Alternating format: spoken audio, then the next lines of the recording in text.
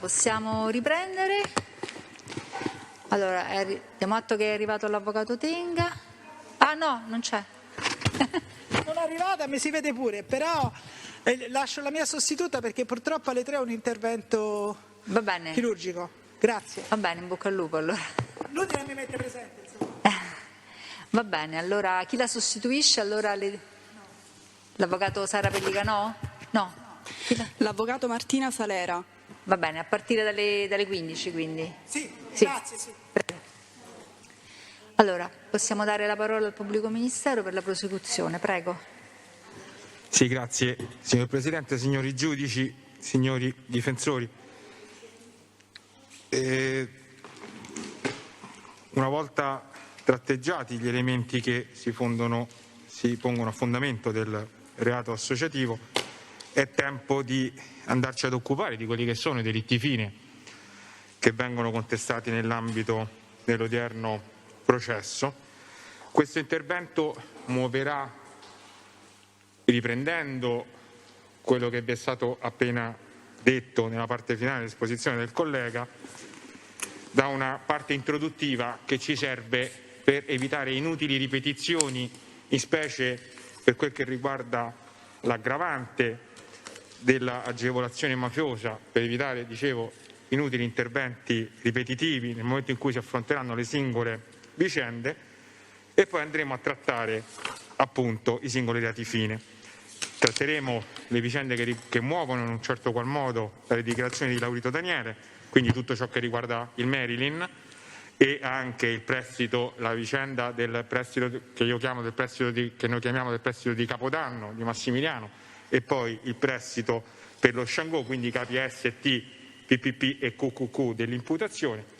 Andremo poi ad analizzare le vicende che ruotano attorno alle dichiarazioni rese da Barcaccia Cristian e quindi le varie estorsioni, i rapporti con Salvatore Casamonica classe 76, con Casamonica Giuseppe detto Mano Monca e Casamonica Rosaria, e i rapporti con Casamonica Luciano e Casamonica Lauretta, quindi i capi di imputazione che vanno da QQ a DDD, le ipotesi di esercizio abusivo del credito contestato a Luciano Casamonica e il favoreggiamento di Coppola Simone, capi Z e A, la vicenda che riguarda l'immobile di Anzio, quindi i capi SS e TT, come vicende in certo qual modo poi logicamente connesse le due fittizie intestazioni contestate ai capi RR e YY, le vicende che ruotano attorno alle dichiarazioni di Fusco Fabio e Conte Eleonora, quindi i capi GGG e HHH, le vicende che riguardano le dichiarazioni rese da De Biase Ettore e Nardoni Federica, capo JJJ, KKK,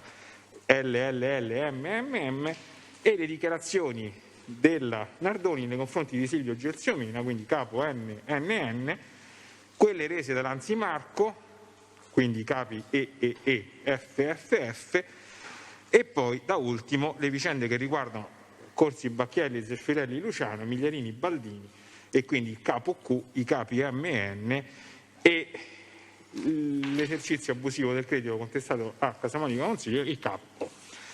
Questo insomma per farvi capire un po' i limiti entro cui ci muoveremo, e vi accennavo che a parere del pubblico ministero occorre muovere da una parte introduttiva.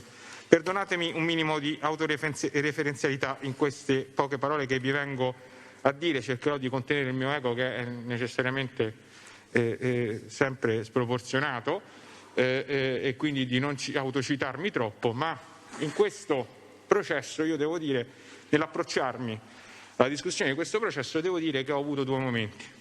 Un primo momento nel quale ho calzato scarpe da ginnastica che mi dovevano servire per camminare su una strada asfaltata, magari a volte con qualche buca, ma che mi consentivano un cammino agevole, quindi secondo schemi che costituivano parte del patrimonio di pregresse esperienze, fin quando poi non abbiamo letto alcune cose scritte, e a quel punto mi sono reso conto che quelle scarpe da ginnastica non erano utili per camminare sul sentiero sul quale dobbiamo oggi in questo processo camminare, perché non malgrado l'evidenza dei fatti,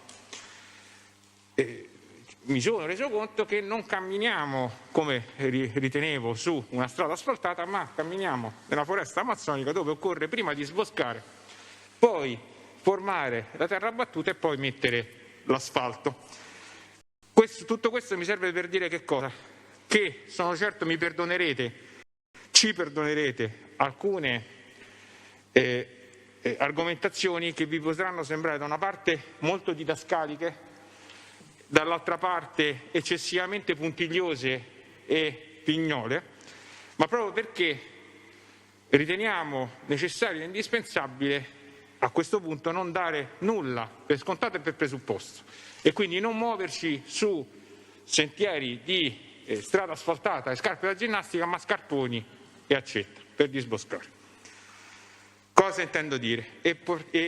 Cosa intendiamo dire? E partiamo dal primo argomento, diciamo, di carattere generale introduttivo, l'aggravante dell'agevolazione mafiosa. Non starò qui ad annoiarvi, certamente perché sapete meglio di me, e certamente sarebbe un fuor d'opera che io vi stia qui a dire che ormai è pacifico che questa aggravante abbia natura soggettiva. Sono intervenute le sezioni unite nel 2020, si tratta di un'aggravante, dice la Cassazione, inerente al motivo al delinquere. Ma cosa ci serve dire in questo processo? Quali sono i requisiti per l'integrazione di questa aggravante? Cioè che il partecipe dell'associazione mafiosa deliberi la illecita attività nella convinzione che questa porti un vantaggio alla compagine associativa. Le sezioni unite hanno modo di specificare, per dare concretezza a questo momento volitivo da parte dell'agente, hanno cura di specificare due elementi concreti sulla base dei quali deve fondarsi questa abolizione: l'esistenza di un gruppo associativo avente le caratteristiche di cui all'articolo 416 bis del Codice Penale e l'effettiva possibilità che l'azione illecita si inserisca nelle possibili utilità per il raggiungimento degli scopi dell'associazione. Valutazione che deve essere riguardata dal punto di vista dell'ottica dell'agente, non necessariamente coordinata con i componenti dell'associazione. Questa finalità che l'agente deve volere non deve essere esclusiva. Anche su questo la Cassazione, sezione unite, prende il punto, perché sapete meglio di me, prende posizione perché sapete meglio di me che anche su questo viene dibattito. Quindi la finalità non deve essere esclusiva, può ben accompagnarsi alle esigenze egoistiche del singolo partecipe dell'associazione che decida di compiere quell'attività al fine anche del raggiungimento degli scopi associativi. E finalmente, ma io direi, come dire, io l'avevo sempre considerato scontato, ma la Cassazione prende posizione anche su diciamo, la configurabilità dell'aggravante in relazione al compartecipe, quindi al non partecipe dell'associazione, al compartecipe nel reato scopo, ma non partecipe dell'associazione. E dice una cosa che si percepiva da tutte già le sentenze che si erano occupate di questo argomento, cioè guardate che non tutte le aggravanti soggettive riguardano appunto i motivi a delinquere e così via, non sono comunicabili al compartecipe, ma soltanto quelle che, diciamo, sono estranee all'agente e che non sono riconoscibili all'esterno. Pertanto non è che l'aggravante in questione non si comunica perciò solo ai compartecipi, non si comunica soltanto nell'ipotesi in cui quella finalità non è riconoscibile all'esterno. E al compartecipe si comunica questa aggravante laddove il compartecipe non abbia il momento volitivo, ma è sufficiente anche solo il momento rappresentativo, cioè il compartecipe si rappresenta che la sua compartecipazione nell'attività criminosa ha anche il raggiungimento della finalità propria dell'associazione mafiosa pur non volendolo. Quindi se da un lato c'è la volizione, dall'altro lato c'è la rappresentazione anche se non accompagnata dalla volizione. E quindi, nel caso concreto, che cosa dobbiamo accertare? E questo sarà oggetto ovviamente poi di valutazione dei singoli casi che andremo ad affrontare. Se il compartecipe è stato in grado di cogliere le finalità avute di mira dal partecipe dell'associazione.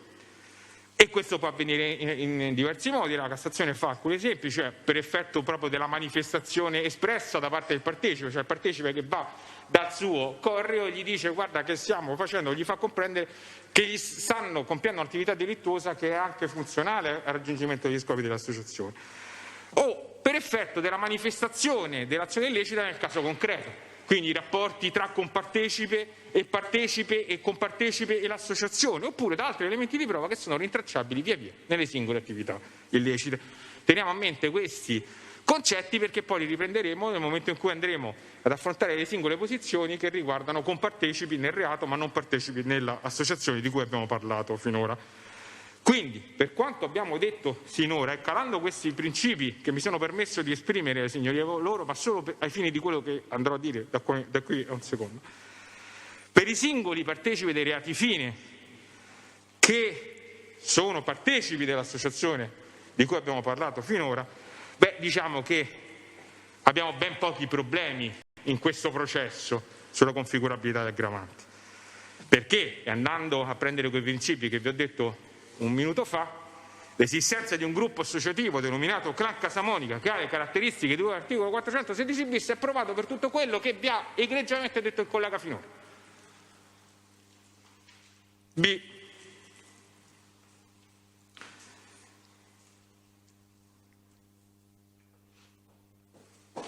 Quanto all'effettiva possibilità che quei singoli reati fine che andremo a trattare si inseriscano in via generale nelle possibili utilità per il raggiungimento degli scopi dell'associazione, soccorrono le dichiarazioni dei collaboratori di cui vi è stato detto e che non intendo ripetere, secondo le quali le attività di usura, di esercizio abusivo del credito, di traffico di stupefacenti e di qui a poco andremo a dire anche quello che invece approfondiremo, cioè intestazione fittizia, sono le attività proprie del clan.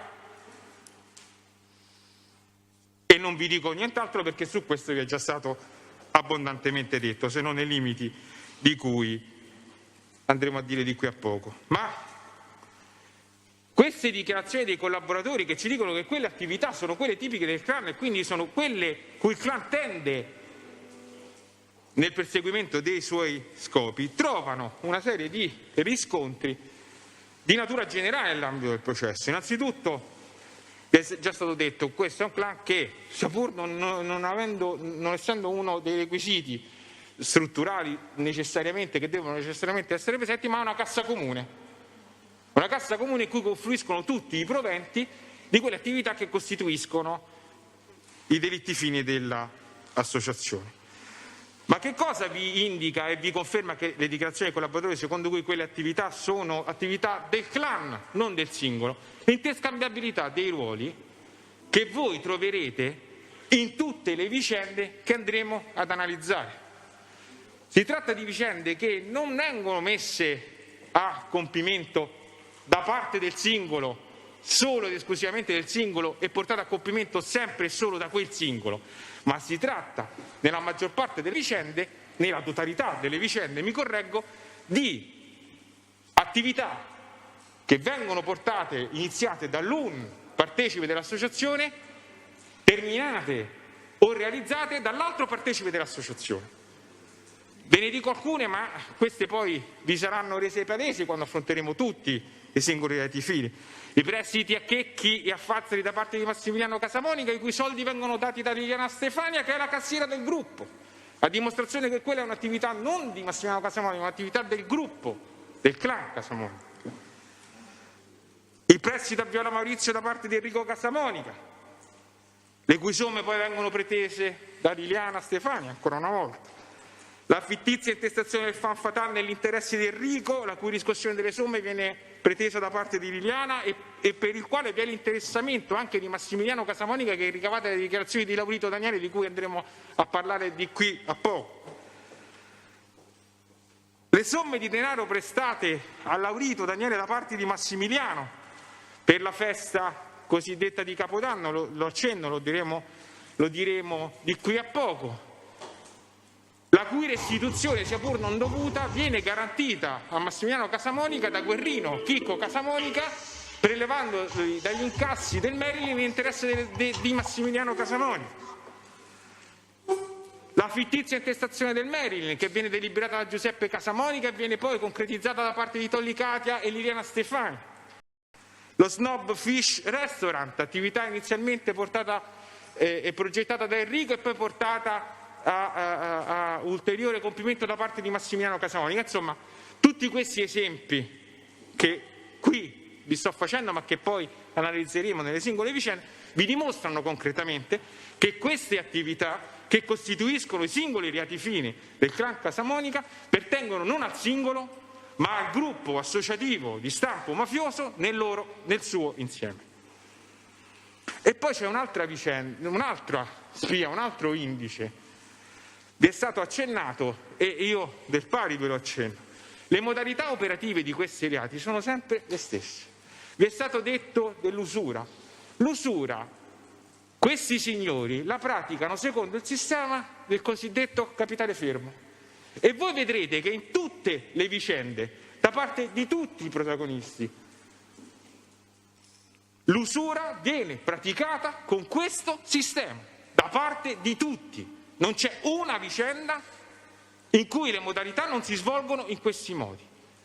Vedremo di qui a poco le dichiarazioni di Barcaccia e voi vedrete concretamente, l'avete già visto, ne sono certo, che le modalità con le quali a Barcaccia viene fatta la spesa proletaria da parte di più soggetti, Salvatore Classe 76, Giuseppe Mano Monca e Rosaria Casamonica, Luciano Lauretta, sono le stesse, identiche nel loro svolgimento nel corso degli anni.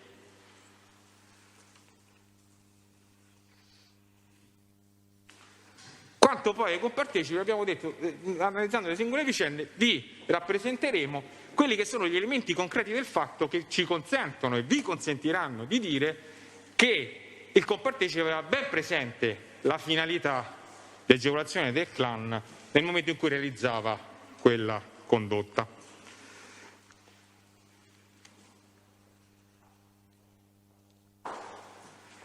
Ora, vi è già stato detto, vi sono già state parlate delle attività tipiche del clan Casamonica, e non entro, che è l'usura insomma, il prestito di somme di denaro. Voglio spendere però qualche parola in più sull'aggravante di cui l'articolo 416 bis.1, subspecie di agevolazione, i reati di intestazione fittizia. E mi permetterò di richiamare all'attenzione della signoria vostra un altro concetto che utilizzeremo nel corso di questa discussione, che è l'estorsione a minaccia indiretta o larvata o implicita, come la vogliamo chiamare, nel contesto della figura giurisprudenziale dell'estorsione ambientale. Questo per chiarirlo ora e per non entrare poi nei singoli reati per ripetere sempre le stesse cose. Allora, partiamo dal primo dei due argomenti, cioè l'aggravante 416 bis.1, l'intestazione fittizia. Ci entriamo perché è innegabile che quando si parla, cioè proprio il reato che si fa più difficoltà a conciliare con l'aggravante dell'agevolazione mafiosa è quella dell'intestazione fittizia del bene, perché la prima cosa a cui viene da pensare: se intesto casa fittiziamente a un terzo, lo sto facendo per un mio interesse personale, esempio ovviamente, e non certamente per gli scopi dell'associazione. E questo è un concetto che più volte è stato portato anche all'attenzione della Suprema Corte di Cassazione, perché, ripeto, è proprio un meccanismo indotto. Allora, quali sono gli elementi che in questo processo ci consentono di dire che il meccanismo della fittizia intestazione fosse un meccanismo abitualmente utilizzato non dal singolo ma dal clan nel suo interesse, e che quella intestazione andasse a ridondare non a beneficio del singolo ma a beneficio del clan nel suo interesse? Beh, innanzitutto avete le dichiarazioni dei collaboratori, le dichiarazioni di Fazzari e di Cerreoni, da cui ricavate complessivamente che il ricorso a questa modalità operativa da parte dei componenti del clan Casamonica viene adottata per proteggere il patrimonio del clan, non del singolo.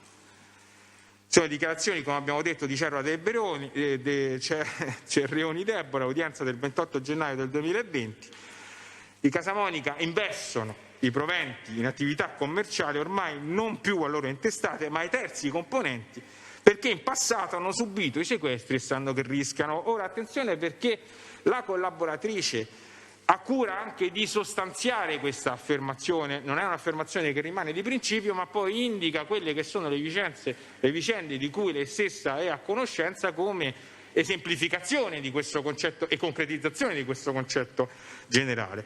Ci indica la vicenda del Marilyn, di cui tratteremo di qui a poco, oltre anche, analizzando bene nelle pieghe della dichiarazione della Cerreoni, anche la vicenda dello Shango, perché lo diremo di qui a poco, nello Shango, nel prestito che Casamonica Massimiliano fa a Laurito Daniele, inizialmente viene ipotizzato che per ripianare questo debito si debbano cedere le quote della discoteca, dice la Cerreoni, e mi propose Massimiliano di intestarmele per evitare che lui comparisse.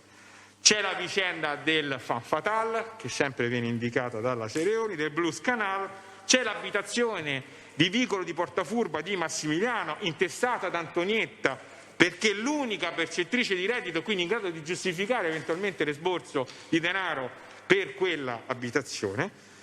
Stessa cosa vi dice Fazzari Massimiliano all'udienza del 16 gennaio del 2020, che ha riferito in maniera assolutamente concorde rispetto alla Cerreoni, richiamo il concetto della convergenza del molteplice, in relazione proprio all'abitazione di Antonietta di Vicolo di Portafurba. Dunque la fittizia intestazione è una modalità operativa del clan Casamonica, non del singolo appartenente al clan Casamonica. E alle dichiarazioni dei collaboratori voi avete diversi riscontri oggettivi nell'ambito di questo processo. Il primo ve lo ha già citato il collega ieri, che è il decreto nei confronti di Vittorio Casamonica, quello del 2005, e non entro e quindi vi richiamo quello che vi è stato detto. Ma avete in atto anche il decreto di sequestro del Tribunale del 2 dicembre del 2011 nei confronti di Casamonica, Giuseppe, Enrico, Massimiliano, Domenico, Pasquale e Giovanni. Ora, questo provvedimento, così come tanti altri, vi cito questo perché poi è funzionale per analizzare alcune vicende che andremo a trattare, vi dimostra inequivocabilmente che da tempo, non da ieri, non da oggi, non da questo processo, ma da tempo immemore i Casamonica fanno ricorso a questa metodologia operativa illecita. In quel procedimento vengono sequestrate, tra le altre cose, a Giuseppe Casamonica 2 Ferrari, lo abbiamo già detto, lo ripetiamo anche da questo punto di vista, una intestata a Luor di Cadia, l'altra a ZTL Autotrasport. Sono certo che avete già letto questo provvedimento, ma se voi vedete come i terzi interessati si difendono da questo sequestro delle 2 automobili nell'ambito di quel procedimento, calate questa vicenda, la riferite a quello che andremo a dire nel prosieguo in relazione ad altri, faccio riferimento all'Autolux di Panza Michele, avete esattamente la stessa metodologia operativa, perché ZL Autosport in quel processo dice no, ma guardate che noi questa macchina l'avevamo venduta a car dealer e ci hanno truffato, non ci hanno pagati. Il car dealer interviene nel processo e dice sì, no, ma la macchina era mia, l'avevamo noleggiata a Giuseppe. Tenete presente questi concetti che poi ripeteremo in maniera assolutamente identica quando tratteremo la vicenda di Autolux. A Enrico Casamonica risultava, anche se non oggetto di decreto di sequestro, un terreno in Via degli Angeli che era intestato a Luffarelli Michela, figlia di Luor di Cadia, cioè una delle 2 signore che avevano intestate la Ferrari di Giuseppe. A Massimiliano vengono sequestrate una BMW del valore di 52.800 euro, un immobile di Via dei Banchieri, entrambi intestati alla Cerreoni, ricordiamo quello che abbiamo detto sullo Shango, oltre a un'altra BMW del valore di 70.000 euro. Inoltre, e questo è importante ai fini di quello che andremo a dire per Salvatore classe 76, vengono confiscati, sequestrati a Salvatore l'immobile in Via della Selvotta e 2 smart che erano a lui intestati. Cosa si vuole significare? Quello che vi ho detto all'inizio, cioè che questa metodologia è una metodologia che il clan Casa Monica adotta da tempo. E viene da chiedersi la domanda da cui siamo partiti, ma perché di questo vi diranno sicuramente. Com'è possibile che la fittizia intestazione di un'auto, di un bene immobile, di un'attività commerciale sia in grado di agevolare l'attività del clan? Beh, per alcuni ordini di ragioni. Questa attività costituisce il mezzo per il consolidamento delle ricchezze che provengono da affari illeciti attraverso il reinvestimento dei proventi dei delitti di usura, estorsione e droga, che sono le attività, come vi è stato detto, gestite dal clan nel loro complesso. E in questo senso sono già le dichiarazioni della Cerreoni che abbiamo richiamato.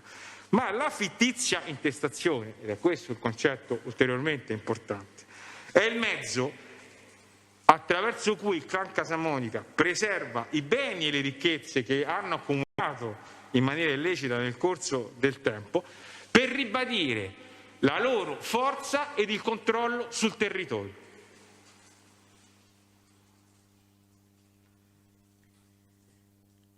Com'è possibile tutto questo? Beh, su questo innanzitutto sulla ostentazione da parte dei Casa Monica del lusso vi richiamo quello che già vi è stato detto, i Rolex, le foto su Instagram, la conversazione in ambientale con Zaccaro, vi è già stato detto e non vi dico nient'altro.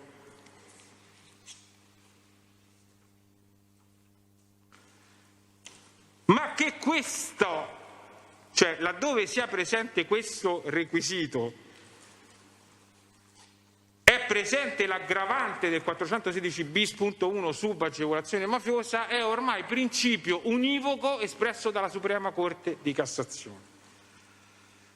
Perché, oltre a chiarire che l'aggravante è senz'altro configurabile in ipotesi delittuose come questa, la Suprema Corte ormai vi ha in maniera chiara detto e ribadito in più occasioni che si ha la certa ricorrenza del 400 dell'agevolazione mafiosa, del vecchio articolo 7, ogni qualvolta in cui il nascondimento dei beni va ad implementare l'associazione determinando un accrescimento del potere sul suo territorio, Cassazione 9185 2012, 12.622 2015, ogni qualvolta l'intestazione fittizia è funzionale al raggiungimento degli interessi dell'associazione, in quanto da essa l'associazione tragga mezzi, forza e prestigio per esercitare il proprio dominio sul territorio. Cassazione 28.648/16. In questo senso sono stati ritenuti senz'altro configurabili tutta una serie di ipotesi di fittizia e intestazioni proprio muovendo da questo concetto. Cioè non è tanto la fittizia intestazione insieme alla fittizia intestazione quale mezzo che il clan utilizza per ribadire il proprio potere e il proprio prestigio criminale sul territorio. E se così è anche per i Casa Monica. Lo è per quanto vi è stato detto e lo è per due elementi oggettivi che mi permetto di citarvi, perché alimentano quel senso di impunità di cui vi è già stato parlato, di cui vi è già stato detto e spiegato da parte del...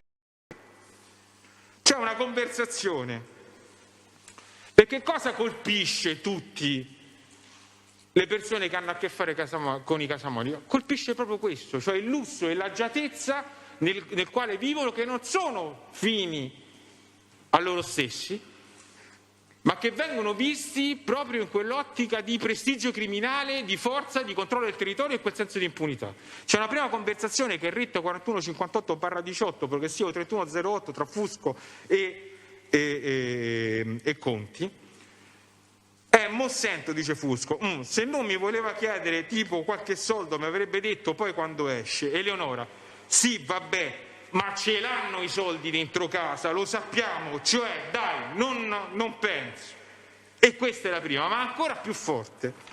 È una conversazione che è il 4156/18 progressivo 11 475, dove l'ineffabile Barcaccia Christian, di cui tratteremo abbondantemente nel prosieguo, discute col fratello Simone.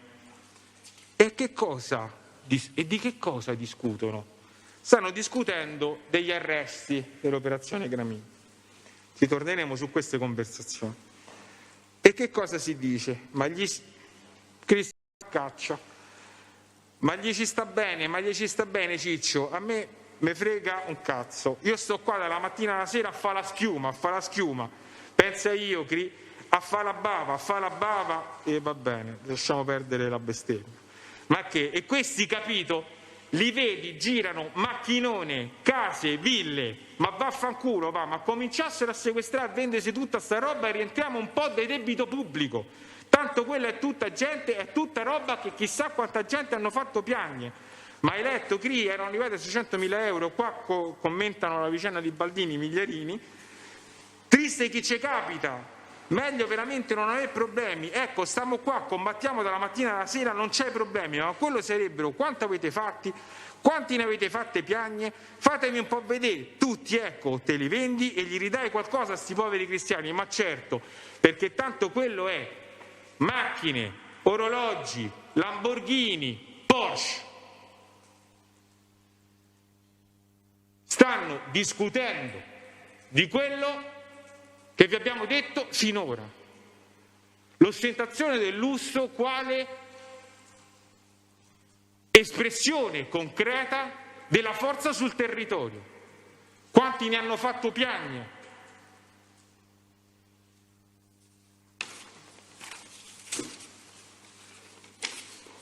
Dunque,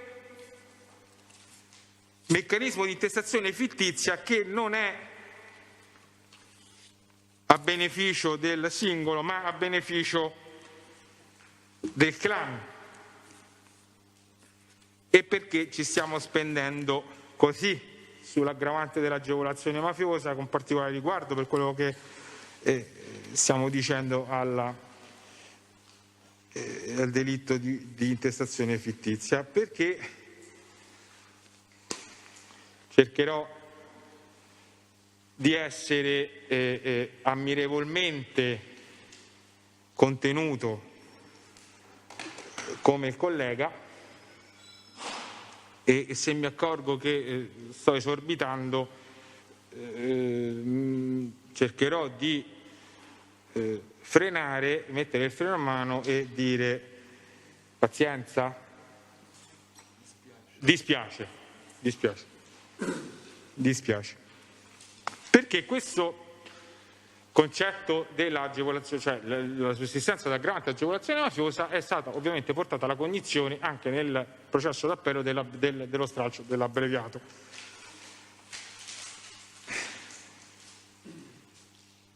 E cosa dice questa sentenza? Diciamo, in estrema sintesi, confesso l'ho dovuta leggere in più volte perché diciamo, le argomentazioni poi sono spalmate in più passaggi, quindi farne una sintesi comporta una lettura ripetuta per poterne assimilare i concetti.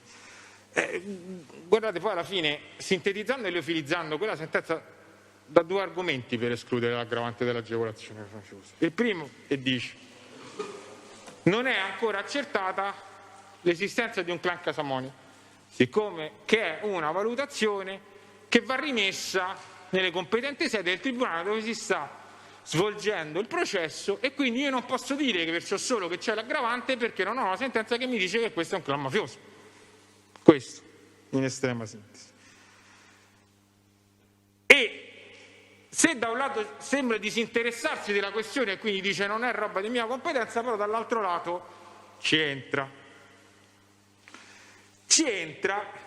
e in che maniera? Anche qua asciuga, stringi, l'argomento è uno. Non sono sufficienti gli elementi che abbiamo alla nostra cognizione per dire che c'è un'associazione mafiosa, perché? Per quello che vi ha detto il collega, perché le dichiarazioni di Deborah Cerreoni sarebbero a significare, secondo la Corte di Appello, una struttura acefala, testualmente, dove manca un organo, io avevo letto parafederative, oggi apprendo il parafederativo, ma siamo sempre lì, non c'è un organo parafederativo delle famiglie composte dai singoli capi che prendono decisioni per tutte le famiglie, non c'è un capo dei capi riconosciuto che era una cosa che io avevo letto finora soltanto in un libro che riguardava Totò Riina. Saremmo quindi in presenza di una struttura acefala, secondo la Corte, che nei momenti di necessità diventa solidaristica. E quindi questo a catena comporterebbe tutta una serie di conseguenze. Primo, l'assenza o comunque l'insufficienza della prova tra le diverse famiglie del requisito dell'affectio societatis tra i diversi componenti dell'associazione. Secondo, la condotta e quindi, come ulteriore corollario, la condotta agevolativa dove sussistente tende a favorire non l'associazione nel suo complesso ma il singolo soggetto che fa questa condotta. A questo si aggiunge, secondo la Corte, che le dichiarazioni di Fazzari non sarebbero più circostanziali di quelle della Cerreoni, sempre sulla struttura stiamo parlando. Perché? Perché Fazzari farebbe riferimento al numero degli affiliati, ma dice no, la moltitudine comunque in questo caso può essere confusa anche con le relazioni familiari. Quando evoca una famiglia di 'ndrangheta potente, evoca un concetto fumoso e non concreto, ma su questo vi è già stato detto. Quando fa una distinzione dei gruppi familiari e assegna maggiore o minore influenza da parte di un singolo piuttosto che di un altro, non c'è però alcuna specificazione sul fatto che saremmo in presenza di un organigramma o se siamo in presenza di un'influenza che si genera da sé sostanzialmente. E poi non sarebbe riscontro a tutto questo l'intercettazione che vi è già stata citata ampiamente da parte di Giuseppe Casamonica, che non sarebbe riscontro né individualizzante né concreto in merito alla struttura del clan delineata da Fazzari e da Cerreoni, perché parlerebbe in questa intercettazione soltanto del, come dire, il compattarsi da parte del gruppo di fronte a situazioni di difficoltà che però non possiamo dire essere situazioni di difficoltà dal punto di vista criminale. Allora,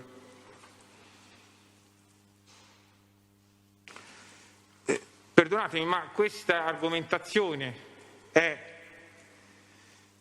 frutto di quello che vi è stato detto all'inizio. Cioè si tratta questo tema con un angolo prospettico e una visuale che è limitata a quelle singole vicende. Cioè la Corte vi dice io non voglio prendere in considerazione nient'altro che non riguarda il mio processo.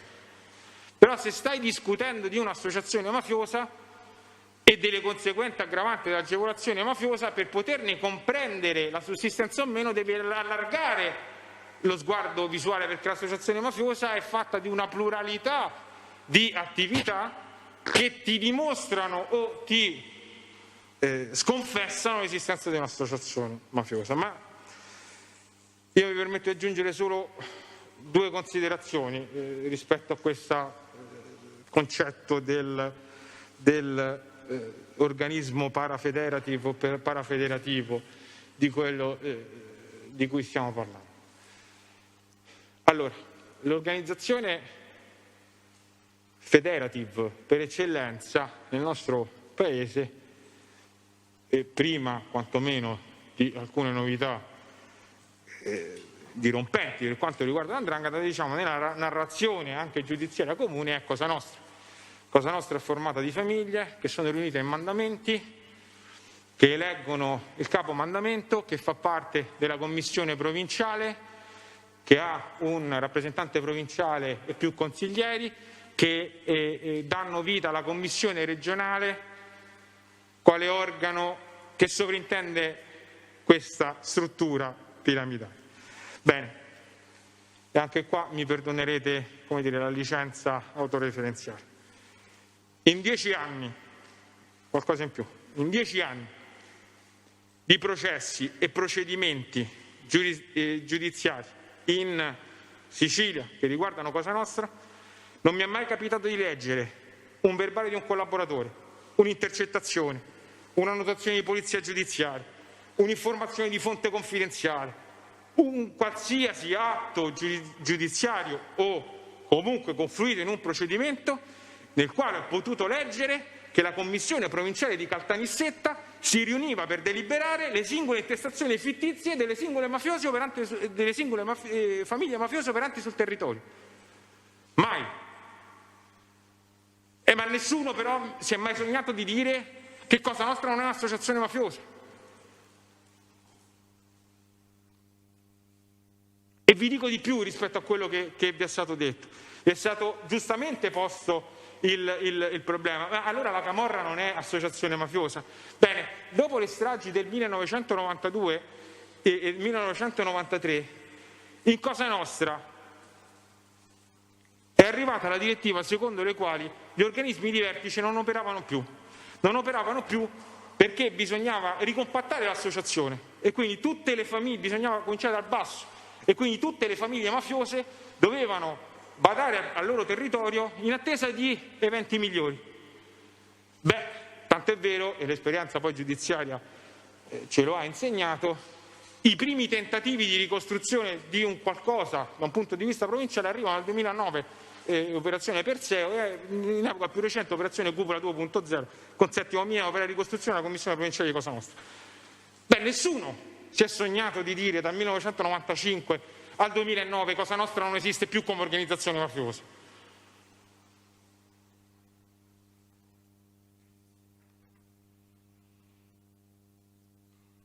E perdonatemi, vi dicevo, è frutto di, come dire, una parcellizzazione degli elementi e anche di una visuale non aderente ai dati processuali che voi avete oggi alla cognizione. Ma è frutto anche di un travisamento di quei dati, perché vi è già stato detto che tanto la Cerreoni quanto il Fazzari vi delineano sì una struttura orizzontale, ma con dei capi all'interno delle singole famiglie. E le dichiarazioni sono concordi sul punto. Giuseppe da una parte e Luciano dall'altra. Quando si citano le dichiarazioni di Fazzari per dimostrare che quelle dichiarazioni non riscontrerebbero le dichiarazioni della Cerreoni, quelle dichiarazioni riguardano altro e diverso argomento.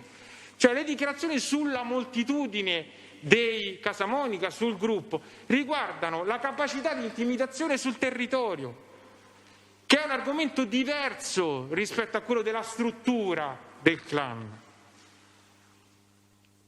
E guardate che quelle dichiarazioni dei collaboratori, perché anche questo si sostiene, che sarebbe acefala non solo in relazione alla mancanza di una cupola, che è un requisito che non avevo mai sentito citare per dire se c'è o non c'è un'associazione mafiosa, ma in alcuni passaggi si spinge, nelle singole vicende, si spinge a dire anche che mancano dei capi all'interno delle singole cellule che compongono il gruppo. Beh, non è così, ve l'ho già detto in dichiarazioni dei collaboratori, ma c'è la vicenda dello Shango e del Marilyn, su cui entreremo, che vi dimostra perfettamente quello che vi dicono tanto il Fazzari quanto la Cerreoni, che c'è un capo, che è Giuseppe Casamonica, che pone il veto a che Massimiliano Casamonica acquisti le quote dello Shango, e così è, così avviene. E vedrete nella vicenda del Marilyn che quando si creano problemi nel 2015 e nel 2016 per gli incassi, chi viene compulsato nuovamente è Giuseppe Casamonica, che risolve la vicenda e la questione nei rapporti con Massimiliano Casamonica. Avete le dichiarazioni di Barcaccia. Barcaccia vi dice chiaramente due cose: che si è rivolto a Luciano Casamonica, ben conoscendone lo spessore e lo spessore criminale, per risolvere tanto i problemi che aveva avuto nel passato con i Casamonica dell'altro procedimento, quanto i problemi che ha avuto in epoca più recente, di cui tratteremo, chiedendogli di intervenire su Giuseppe Casamonica Mano Monca. Lo avete avete la conferma nella vicenda Migliarini-Baldini, nelle intercettazioni che andremo ad analizzare, quando Migliarini, non sapendo più che pesci prendere, dice in macchina: solo con lui la posso risolvere questa questione, cioè con Luciano, e che poi effettivamente incontrerà. Quindi voi avete degli elementi per dire assolutamente che ci sono dei capi in questa struttura. Quindi non è corretto affermare che in senso assoluto stiamo parlando di una struttura acefala. Non è corretto affermare che le dichiarazioni del Fazzari e della Cerreoni non si riscontrano e non sono riscontrate. Perdonatemi un'ulteriore cosa, io francamente non riesco a comprendere perché ipoteticamente la mancanza di una cupola, chiamiamola in questo modo, organismo parafederative, comporti la mancanza di affectio societatis. Cioè, a me sembrano confusioni di concetti non solo sostanziali ma anche in diritto enorme, ma sarà un mio limite, indubbiamente. E poi, ultima notazione, io non riesco a comprendere come si possa dire in una vicenda nella quale si sta parlando di una estorsione, cioè non è che si sta parlando della gita da organizzare per il fine settimana, si sta parlando di una estorsione, quei riferimenti fatti da Giuseppe Casamonica non si riferiscono in maniera certa e inequivoca a vicende criminali. Estorsione, appunto. Ultime annotazioni su questo e poi andremo a affrontare la singola vicenda, ma anche qua serve per evitare ripetizioni su cose che andremo costantemente a richiamare. Vi dicevo, e qua veramente mi dovete perdonare, ma questa puntualizzazione è frutto di quella impostazione che vi dicevo in premessa. È pacifico che la minaccia dell'estorsione ormai possa essere non solo esplicita ma implicita. Voi avete, questo è un concetto che viene sviluppato inizialmente e che poi trova il suo brodo di cultura nelle situazioni quali quelle che ci occupano in questo processo, cioè quelle dell'estorsione ambientale. Ora, io mi permetto di richiamare alla vostra attenzione alcune casistiche che la giurisprudenza ha affrontato e in relazione alle quali ha concluso per la sussistenza della estorsione con la minaccia implicita, larvata, indiretta, come la vogliamo chiamare. Nel caso di pressanti richieste di cambiare alcuni assegni in denaro contante ad assegni immediatamente azionabili, Cassazione 20.382 del 2001, nel caso di richieste di pagamenti, lì era di una parcella per un'attività professionale esercitata.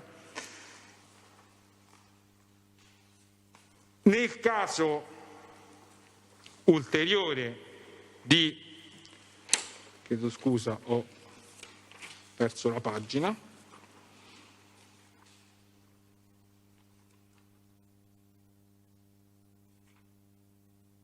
Ok. Le richieste di avere, in quel caso erano dei beni di consumo per prezzi assolutamente spropositati e esagerati rispetto a quello che poi viene consegnato e pagato. Pressanti richieste di somme di denaro con cadenze temporali e contenuti minacciosi, velatamente minacciosi ed aggressivi, Cassazione 11.922/2013, le richieste pretestuose di una somma di denaro fatte a un proprietario di un terreno confinante, Cassazione 53.652/2014, la richiesta di vendita di un appartamento ad un prezzo più basso del valore del mercato, poi intestato a un soggetto diverso dal richiedente. Ora, tutte queste fattispecie muovono da un concetto, cioè che la minaccia può, appunto, come abbiamo detto, manifestarsi in maniera implicita, larvata e indiretta, ed è perché ciò che importa è che sia idonea a incutere timore e a coartare la volontà del soggetto passivo in relazione alle circostanze concrete, alla pericolosità dell'agente, alle condizioni soggettive della vittima, alle condizioni ambientali in cui opera. E questo mi permette di agganciare l'ulteriore argomento, che è l'ambito naturale in cui questi principi sono stati affermati, non solo, ma poi questi principi sono stati affermati, ripresi e sviluppati in relazione al concetto di estorsione ambientale. L'estorsione ambientale, lo sappiamo tutti, mi permetto di ripeterlo, è quella forma di estorsione che viene percepita da soggetti notoriamente inseriti in pericolosi gruppi criminali, che spadroneggiano in un determinato ambiente, in un determinato territorio, e che è immediatamente percepita dagli abitanti di quel territorio come concreta e di certa attuazione, stante la forza criminale dell'associazione a cui l'agente appartiene. Cioè quella minaccia implicita inserita in questo contesto viene rafforzata e amplificata e dà luogo, anche in assenza di quello che vedremo di qui a poco, alla minaccia rilevante da un punto di vista concreto, fattuale e giuridico per l'integrazione della fattispecie di estorsione.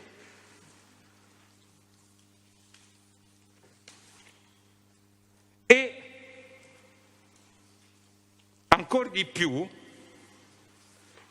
aggiungo solo una chiosa rispetto a quello che è stato detto, a questo concetto si collega quello del metodo mafioso cosiddetto a minaccia silente.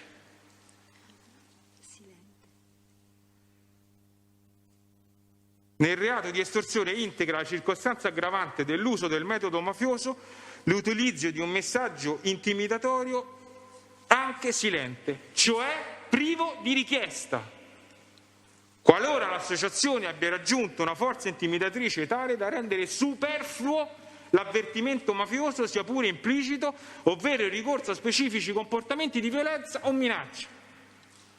Su questo punto la Cassazione è pacifica. 2013 3896, 17081 del 2014, 20187 del 2015, 21562 del 2015, 26002 del 2018, 44298 del 2019.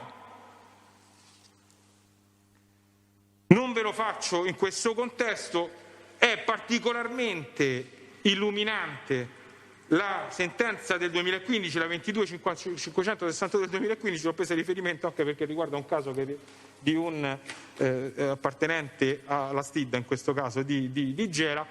In questa sentenza si riporta lo stato dell'arte, che poi è quello che vi ho citato e che troverete in tutte le sentenze.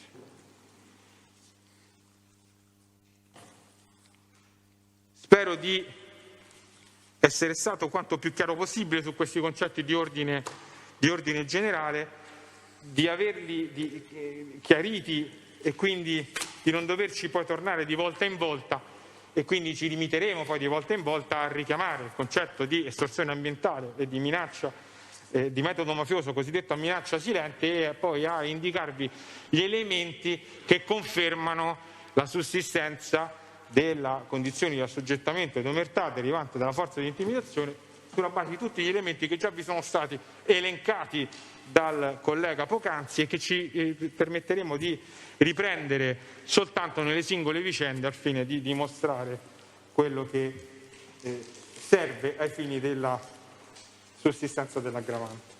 Ciò detto, andiamo a trattare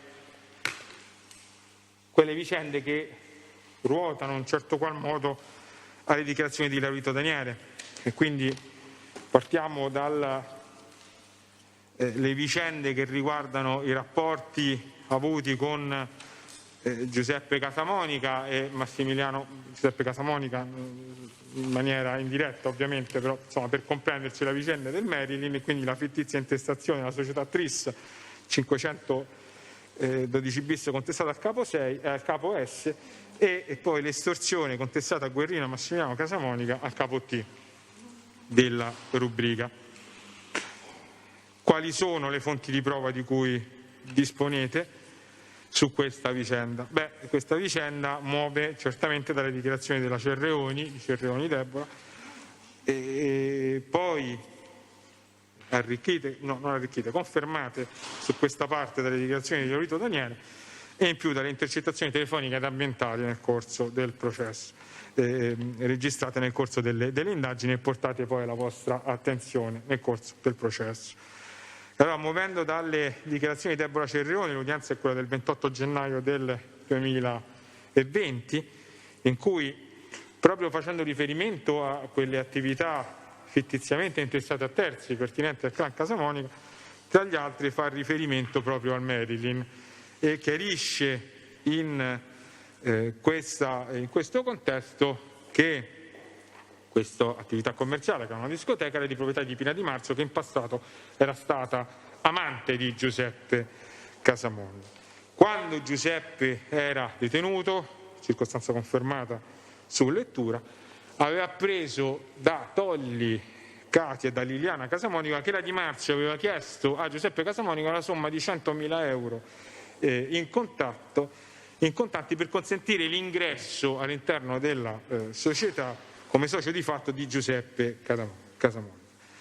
Ha precisato la Cerreoni che il socio occulto era Giuseppe e vi ha precisato anche il ruolo che in questa vicenda hanno svolto tanto Casamonica e Liliana quanto Tolli Katia, cioè quella di fare di tramite tra il carcere e Giuseppe Casamonica. Testualmente, quando andavano ai colloqui con Giuseppe hanno riferito questa cosa e Giuseppe ha dato le direttive, quindi sono state lo strumento attraverso il quale poi si è innescato tutto il meccanismo di cui andremo a dire. La Cerreoni dice che poi ha saputo che era stata elargita una somma inferiore rispetto a quella inizialmente richiesta di 100.000 euro, sapeva che Pina Di Marzio aveva un socio che è appunto Laurito Daniele e ha poi confermato, anche qui su lettura, che Daniele Laurito, attenzione che questo è importante, non era assolutamente coinvolto in questo accordo. Una volta poi che Giuseppe si era concretizzata la vicenda e che Giuseppe era divenuto socio di fatto, all'interno del locale era stato messo, e si capisce perfettamente il senso della dichiarazione, cioè era stato messo come garante di questi interessi economici riferibili all'odierno imputato Giuseppe Casamonica, era stato messo all'interno del locale Chicco Casamonica, quindi Guerrino Casamonica, e attenzione, anche Massimiliano durante la settimana ci andava, anche testualmente, quando magari Pina lo chiamava che aveva dei problemi. A fianco a questa vicenda del Marilyn, la Cerreoni, sempre la stessa udienza, vi riferisce anche quella che chiamiamo la vicenda del prestito di Capodanno, della festa di Capodanno. Cosa vi dice? Vi dice che la Di Marzio e il Laurito a un certo punto si presentarono a casa loro quando ancora vivevano al vicolo, quindi era il momento in cui ancora vivevano al vicolo di Portafurba, perché Daniele Laurito voleva avere un prestito da Massimiliano per l'organizzazione di questa serata danzante in un locale della stazione Termini, poi sapremo dall'istruttore dibattimentale. Voleva ottenere una cifra compresa tra gli 11 e i 16.000 euro per organizzare la serata e, attenzione, viene proposto in quella sede a Massimiliano di partecipare agli utili della serata, quindi sostanzialmente Massimiliano diventa una sorta di finanziatore mettendosi in società di fatto per l'organizzazione di questa serata e, va bene o va male, questa serata poi avrebbe prodotto utili da ridistribuire in funzione di tutti i partecipi all'organizzazione di questa serata. Sa poi la Cerreoni che le cose andarono male e che non si era rientrati nemmeno delle spese e che il debito era rimasto in sospeso. Parla poi la Cerreoni di tutto quello che avviene dopo la detenzione di Massimiliano Casamonica, cioè Massimiliano Casamonica la investe del recupero di queste somme nei confronti di Laurito, le dice anche di andarsi a rivolgere a Salvatore classe 76 perché così almeno quello è un picchiatore e sicuramente questi soldi rientravano. Lei dice io so che quello è uno violento e quindi me ne guardo bene. Fatto sta che entra in contatto con l'Aurito Daniele, ci dice alla fine la Cerreoni nella deposizione dibattimentale che effettivamente aveva ricevuto nel corso del tempo le somme da parte dell'Aurito, anche se si trattava di piccole somme, e che per quello che lei ricorda non venne restituita tutta l'importo che era stato originariamente prestato. Parla anche di una vicenda, di un dettaglio che vi dico perché ha detto bene il collega prima, non c'è una cosa che la Cerreoni vi ha dichiarato che non è riscontrata, ma anche nei dettagli. Parla di aver ricevuto da Massimiliano un bigliettino dal carcere che era destinato all'Aurito, che fece poi e consegnò e fece vedere all'Aurito stesso. Ora, questa è in sintesi diciamo, la descrizione degli eventi che fa la Cerreoni. Tutto questo è ampiamente riscontrato, oggettivamente riscontrato, tanto dalle dichiarazioni dell'Aurito quanto dalle intercettazioni telefoniche di cui andremo a parlare. Che cosa ci dice l'Aurito? Udienza del 16 ottobre del 2020. Tratta anche l'Aurito, tra le altre cose, le due vicende, cioè quella della fittizia intestazione del Maryland e quella della vicenda del prestito di Capodanno. Dice, ci parla del rapporto con la Di Marzio, come era nato il rapporto con la Di Marzio, questo ve lo risparmio per evitare inutili ripetizioni, vi parla del rapporto di conoscenza anche con Giuseppe Casamonica, lo Smart Club, e questo anche qui ve lo risparmio. Dice però una cosa importante, dice di aver saputo poi nel corso del tempo che la Di Marzio aveva una relazione sentimentale con Giuseppe Casamonica e che si scrivevano, avevano corrispondenza epistolare e si scrivevano mentre lui era in carcere. Primo riscontro anche su argomenti di dettaglio a quello che vi dice Cerreoni Deborah. Quando poi i due sostanzialmente lavorano insieme in un primo momento e poi entrano in società e fondano una prima società che è quella che per gestire lo Shango, che è la PFD, i cui soci erano Di Marzio, Laurito e tale Maiolino, che era un'attività che poi iniziò qualche anno prima rispetto al Maryland, e vi parla di tutti, anche qua non entro, ovviamente le dichiarazioni le avete già lette meglio di me, vi parla poi di tutto l'impegno economico sostenuto per avviare questa attività. Questo ci serve poi in relazione, lo teniamo a mente, ci serve poi in relazione a quello che andremo a dire su Di Silvio Gelsomino. E poi entra nel dettaglio nel Maryland, e quindi vi dice che nel 2009 era stata costituita la TRIS, sempre con gli stessi soci dello Shango, con la quale appunto avevano rilevato la licenza per gestire il Maryland mentre le mura erano rimaste al proprietario. Vi parla della situazione di indebitamento, anche qua creatasi per rilevare questa licenza, e in virtù di tutti questi impegni economici presi nel corso del tempo a un certo punto si trovano in difficoltà. Si trovano in difficoltà nel pagamento del canone di locazione al proprietario delle mura del Maryland, il canone di locazione che era di 14.000 euro al mese, poi ridotto a 12.000 euro. Perché? Perché l'attività non incassa più quello che avevano, e quello che diciamo un tempo garantiva come incasso, avevano i debiti accumulati sia per lo Shango che per il Maryland. A questo punto sorge un problema. Avevano ricevuto lo sfratto esecutivo dalla proprietà e la Di Marzio dice: guarda, ho trovato la soluzione.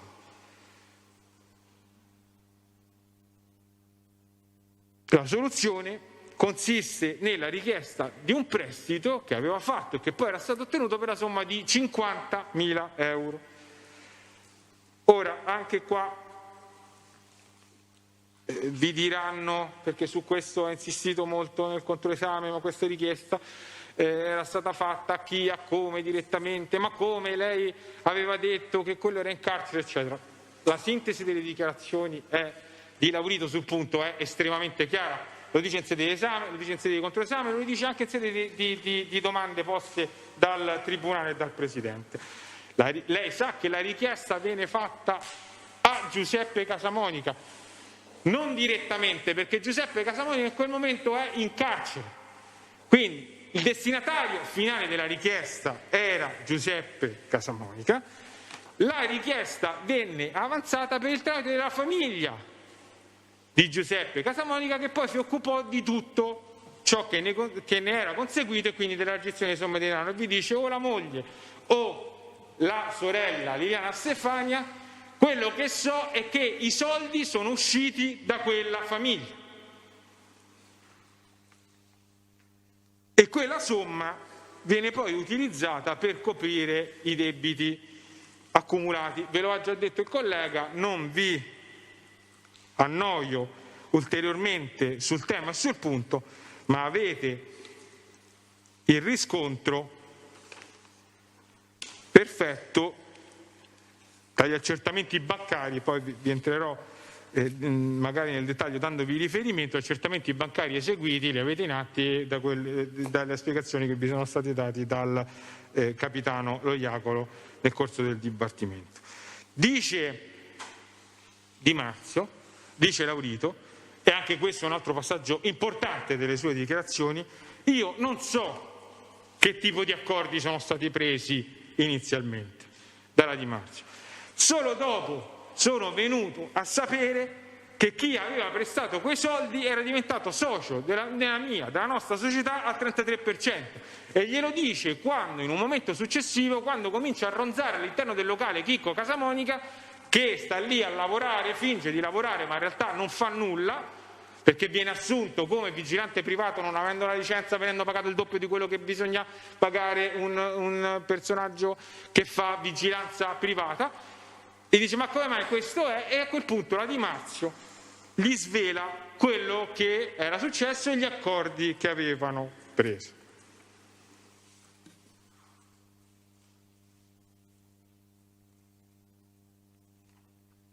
Quindi, accordo preso dalla Di Marzio, soldi effettivamente erogati, Giuseppe Casamonica diventa socio di fatto della società, accordo rispetto al quale Laurito è estraneo.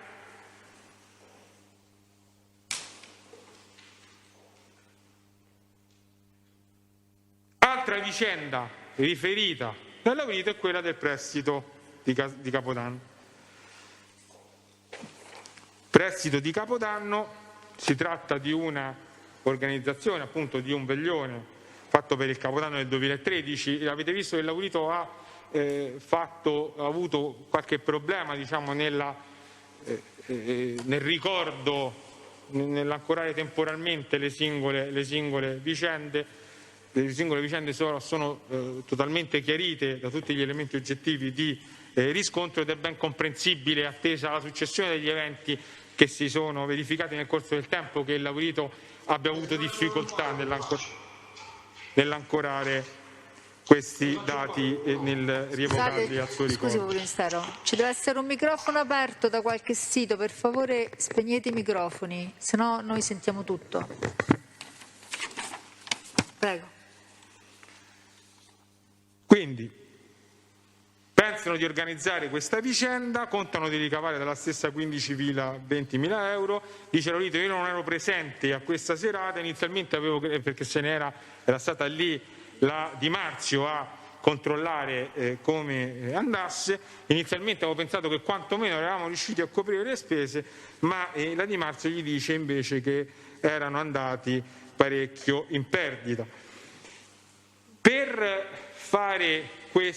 Per sostenere, per coprire le spese, dice il Laurito, che erano sia di affitto del locale, vi ha indicato le cifre e quant'altro, sia proprio l'organizzazione spiccia della serata, avevano bisogno di circa 8.000 euro. Anche qui somma che ha confermato dietro lettura, delle dichiarazioni in precedenza rese. A quel punto la Di Marzio gli suggerisce di rivolgersi a Massimiliano. Lui è inizialmente contrario, non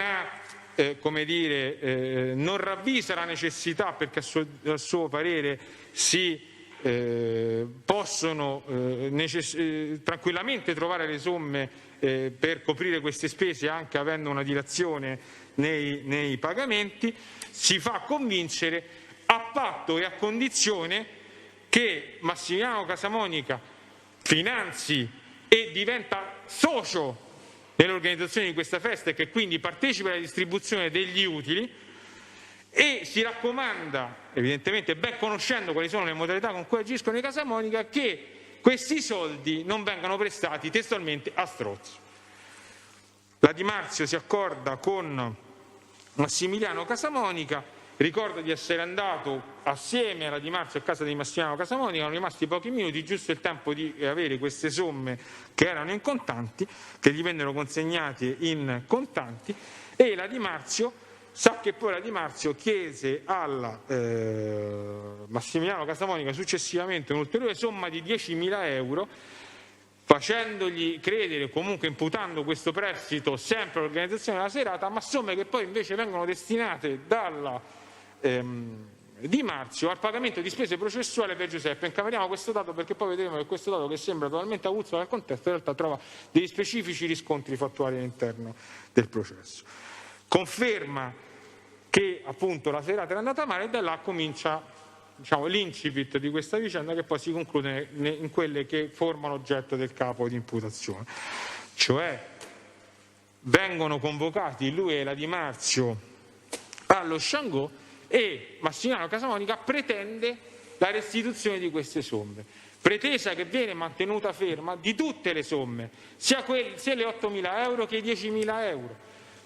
Nonostante, e questo ve lo dice a chiare lettere Laurito nel corso delle posizioni dibattimentali, nonostante in quella sede gli faccia presente che gli accordi erano che lui avrebbe partecipato alla serata e quindi se gli utili si dividono in tre, si dividono in tre anche le perdite, nonostante gli faccia presente che non tutta la somma che aveva concesso era stata impiegata per la festa, ma solo la somma di 8.000 euro, perché 10.000 avevano avuto altre e diverse destinazioni.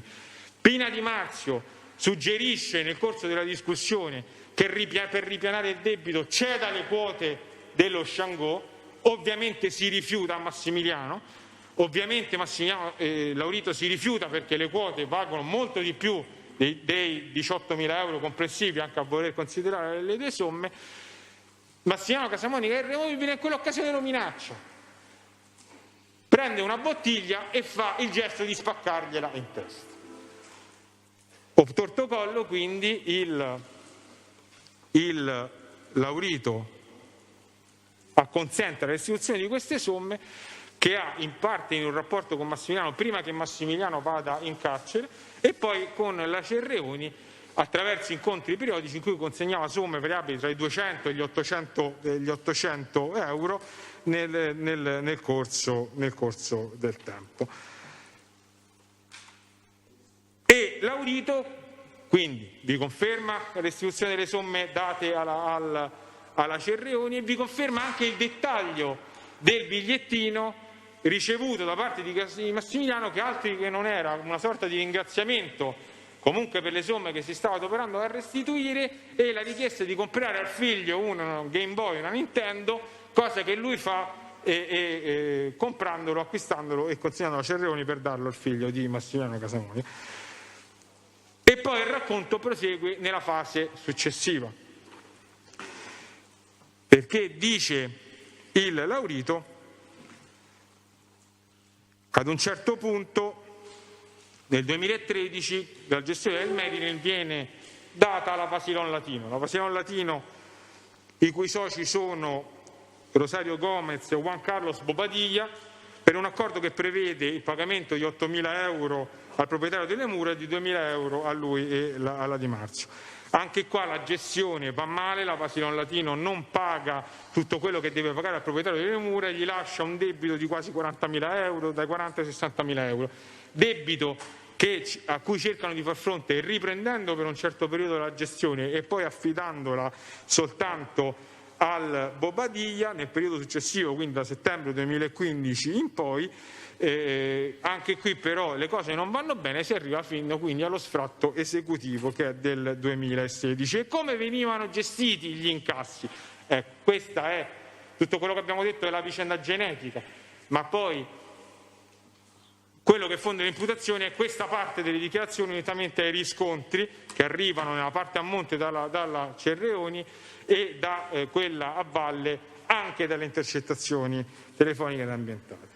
Gli accordi erano che queste somme andavano divise per 3, proprio in virtù di quella società che si era creata, il cui socio occulto era Giuseppe Casamonica, e quindi gli utili in questa ultima parte della gestione andavano divisi tra lui, la Di Marzio e Chicco Guerrino Casamonica, che prelevava questi soldi ovviamente per conto del padre, che era il socio di fatto.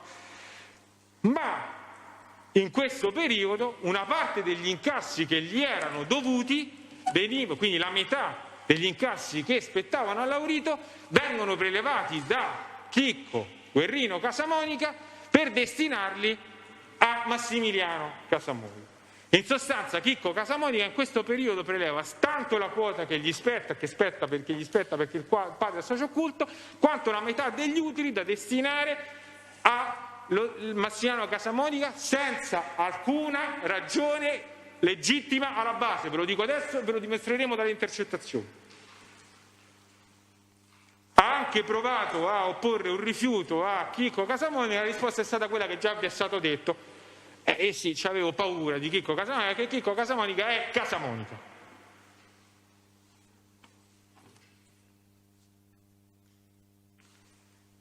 Altro passaggio, questo ve lo aveva chiarito già in sede di esame, ma ve lo chiarisce ancora di più in sede di Casamonica. Laurito vi dice: io avevo restituito a Massimiliano Casamonica, anche nel rapporto con la Cerreoni, tutti i soldi che gli dovevo. Gli ho restituito più di 15.000 euro. Il tutto va ovviamente riferito a voler concedere alla somma che è stata chiesta e effettivamente impiegata per l'organizzazione della serata, cioè gli 8.000 euro, circostanza della quale Massimiliano Casamonica è ben consapevole perché gli viene rappresentata espressamente da Laurito nella riunione allo Sciangù. Ora, spero di non avervi annoiato, ma tutto questo va messo a sistema. Ovviamente. Il riferimento ai due capi di imputazione, perché le dichiarazioni della Cerreoni e le dichiarazioni di Laurito si riscontrano perfettamente sul fatto che Giuseppe Casamonica era socio occulto del Merlin gestito dalla Tris per la quota del 33%. E qua ci potremmo fermare. Non avremo bisogno nemmeno della Cerreoni, paradossalmente, che è il momento genetico di questa vicenda. Ci basta Laurito.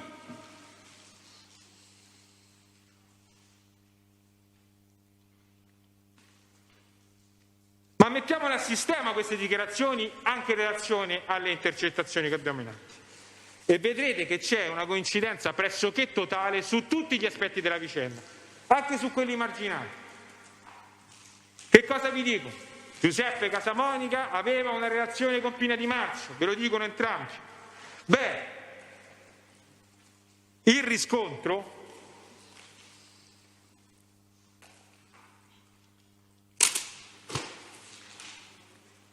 ulteriore lo avete dalle dichiarazioni di Di Marzio Giustino,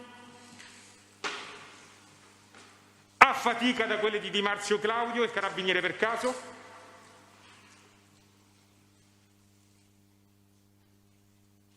quello che è arrivato a dire che non ha creduto al padre,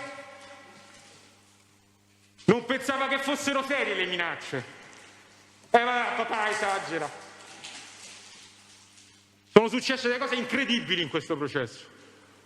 Lo diceva il collega, non succedono più nemmeno a Gela. Incredibili. Papà esagera. Come esagera? E l'avete la conferma dalle intercettazioni. Vi limito a dare i progressivi perché sulle intercettazioni costantemente vi faremo richiamo. Il capitano Iacolo ha fatto una deposizione splendida. Vi ha dato tutti i riferimenti e ve li ha spiegate. Laddove necessitino di ulteriori spiegazioni, perché magari c'è discrasia, ve lo indicheremo, ma quando non serve, non serve.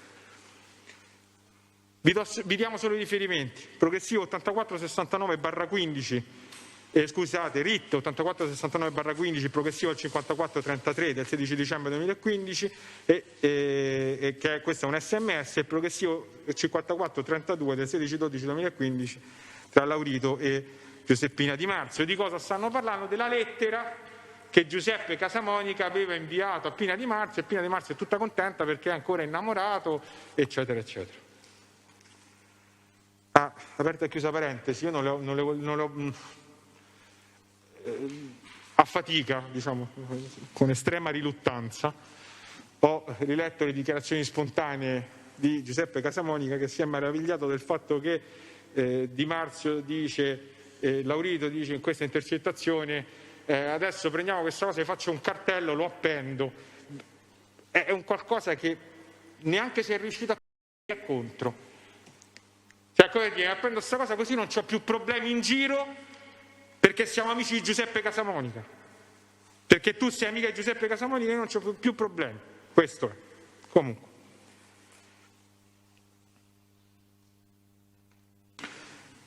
La deposizione del capitano Diacono è il 14 maggio del 2020.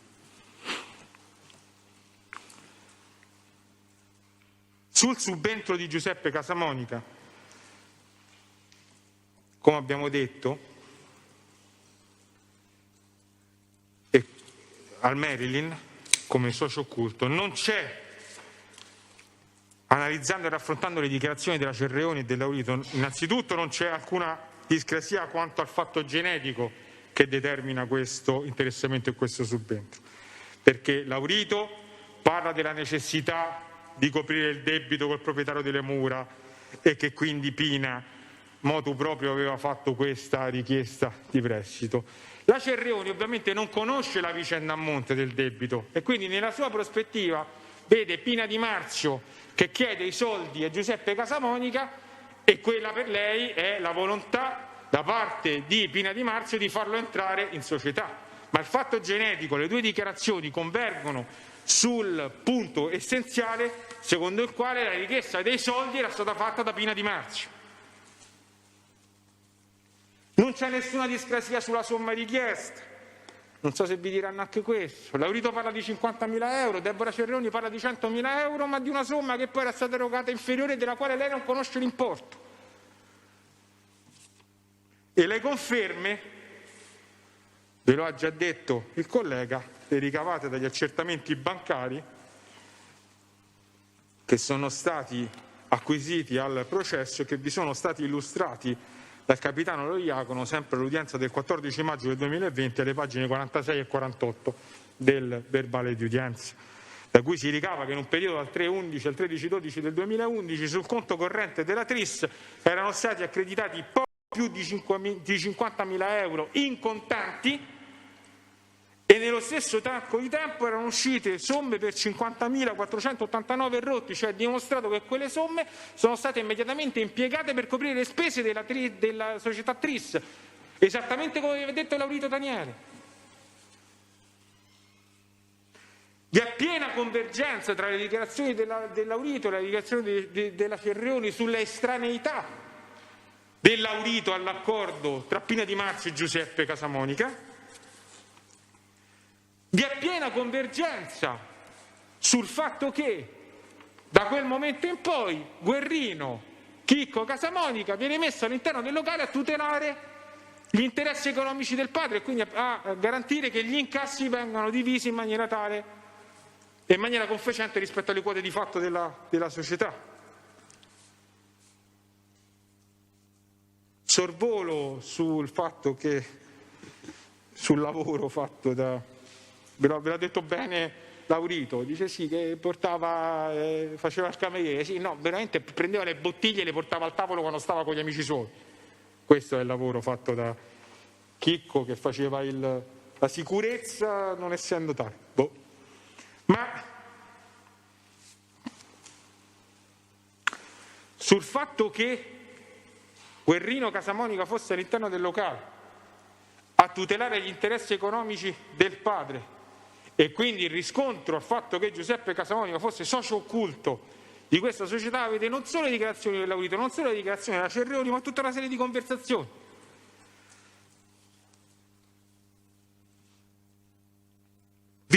La conversazione emblematica, una delle conversazioni emblematiche è quella del ritto 8469/15 progressivo 417 tra la Di Marzio e Guerrino Casamonica. Si parla dei soldi che devono prendere, ma la Di Marzio c'è fretta che deve prendere dalla serata che si sta organizzando, stanno mettendosi d'accordo su quando può passare e quello gli dice no tesoro, a parte che ci puoi andare quando ti pare, Il senso di questa conversazione è chiarissimo, qua è casa tua. Per me può andare all'una, ma ci puoi andare quando vuoi, Io Io ve ne cito soltanto alcune, Presidente e signori giudici, sono convinto che già avete letto le intercettazioni e avete rivisto la deposizione del capitano Iacolo, che vi indica espressamente. Io mi limito qua a citare quelle che ho ritenuto essere le più esemplificative di quello che vi sto dicendo. Chicco Casamonica si ingerisce puntualmente nelle scelte gestionali del locale. Ritto 8469/15 progressivo 20746 del 25 gennaio del 2016 tra Pina e Guerrino. Laurito vuole affittare il locale e Guerrino si oppone alle intenzioni del Laurito. Per opporti devi avere titolo, per avere titolo devi essere socio, ed è socio tuo padre. Ritto 8469/15, progressivo 16911 del 15 gennaio, tra la Di Marzio e Bobadilla. Anche Bobadilla è preoccupato per le intenzioni che c'ha Laurito di affittare il locale e Pina lo rassicura. Siamo d'accordo io e Chicco lì dentro.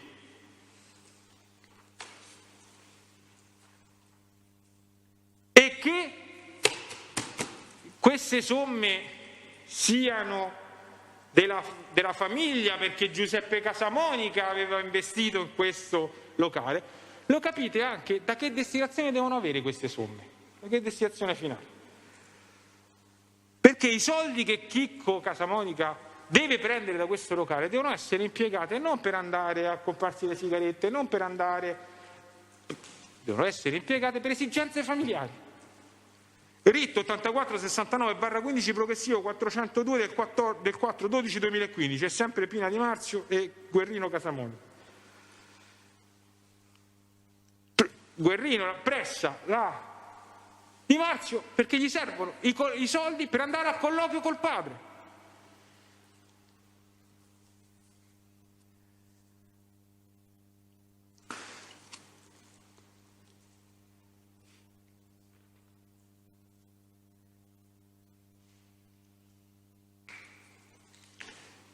E poi il RIT 8695/15 progressivo 818 le dice che gli servono i soldi perché deve fare la spesa di Natale per la famiglia.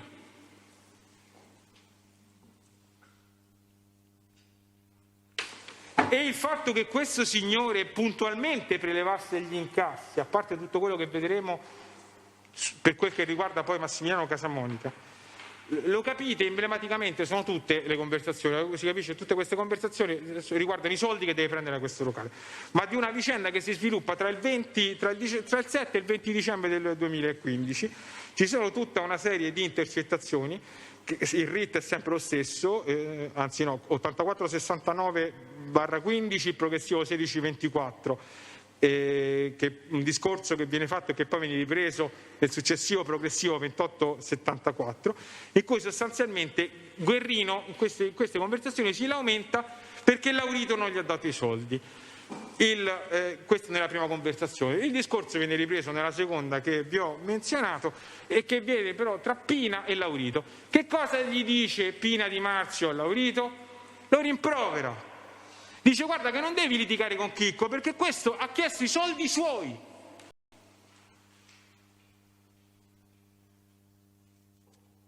In quell'occasione non riesce a prendere i soldi perché la serata è andata male. C'è poi un altro evento che viene organizzato il 20 dicembre del 2015, di cui si discute nel progressivo 818 del RIT 8693/15, sempre tra Pina e Chicco.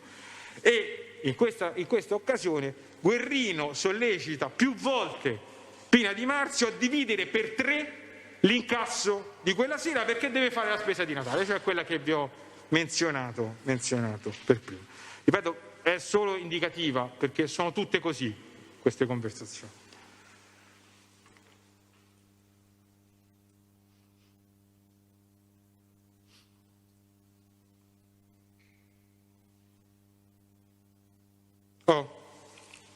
C'è poi una conversazione che è il progressivo 847 e il RIT 8045/15. Per capire questo vi dobbiamo accennare quello che poi verremo a dire di qui a poco. Cioè sostanzialmente da tutta una serie di intercettazioni si capisce che dopo la scarcerazione di Massimiliano Casamonica convoca prima Laurito e poi ha un incontro con Pina Di Marzio e Laurito, da cui si capisce in sostanza che non ha non crede, o meglio finge di non credere, che la serata di Capodanno, a distanza di 2013, sono 3 anni, che quella serata è andata male e quindi imputa alla Di Marzio di essersi rubata 100.000 euro per quella serata. Diciamo, questa è la vicenda di contorno. Ve lo devo accennare perché dopo che ha avuto questo incontro, il giorno dopo commenta l'andamento con Laurito e la Di Marzio è furiosa. E quando uno è furioso si lascia scappare cose che probabilmente non dovrebbe farsi scappare. E questa è la pietra tombale sulla vicenda che vi dà una conferma granitica di quello di cui stiamo parlando, cioè del fatto che il socio occulto fosse Giuseppe. Perché nel rievocare questo discorso, cioè il discorso che gli ha fatto Massimiliano Casamonica, e del fatto che ne ha parlato con Guerrino Casamonica, che cosa dice la Di Marzio? Perché lui, cioè Guerrino, dice che non deve dar retta allo zio, cioè mettetevi d'accordo, fatto, dividiamo per 4. Questo è il discorso che gli ha fatto Massimiliano Casamonica, lo capiamo poi da tutta una serie di cose che verremo a dire. E questa è la risposta che gli dà Guerrino. No, non dividemo, i tuoi non si toccano e i miei non si toccano, papà se incazza. Punto. Papà se incazza perché se gli tocchi gli incassi, dividendo per 4, diminuiscono i suoi utili.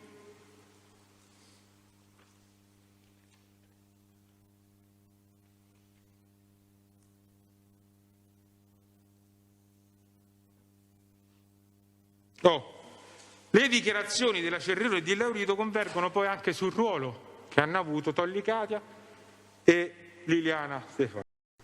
Perché la Cerreoni, come vi ho già detto, ha dichiarato che avevano fatto da tramite con il carcere per ricevere da Giuseppe Casamonica le direttive per realizzare l'operazione. La stessa cosa dice Laurito. È quello a cui vi accennavo, quello di cui vi accennavo prima, e che esplicita all'udienza del 6 dicembre del 2020 a pagina 45 prima, poi a pagina 134 e poi a pagine 149 e 150. Cosa dice questo verbale? Ve lo risintetizzo e ve lo chiarisco meglio. Che la richiesta era stata indirizzata a Casamonica Giuseppe, ma non ovviamente in maniera diretta perché era detenuto. Questo lo capite bene a pagina 134 e in sede di controesame, perché gli è stato chiesto, dice scusi ma come l'avete chiesto a Giuseppe? Era detenuto. Io non ho mai detto che l'abbiamo avuto direttamente a Giuseppe, so che la richiesta è stata indirizzata a Giuseppe da parte di Pina.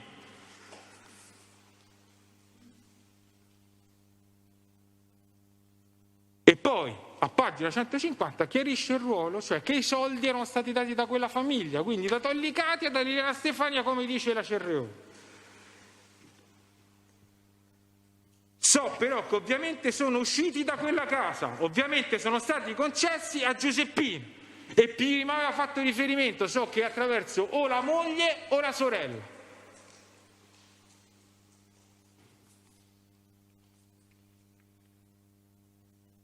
E sulla posizione di Liliana Stefania, ulteriori riscontri voi li avete sulla base delle convergenti dichiarazioni della Fazzari e della Cerreoni, di cui vi dirà poi meglio il collega nel trattare le singole posizioni, dalle quali si capiscono due cose sostanzialmente. La prima è che Liliana Stefania era la cassiera, quindi quella che materialmente tirava fuori i soldi, e questo è riscontrato da tutta poi una serie di vicende che ulteriormente lo dimostrano e di cui vi parleremo, e che Liliana Stefania era quella che andava a colloquio con i fratelli per prendere le direttive. Anche qua sono convergenti le dichiarazioni di Fazzari e della Cerreoni.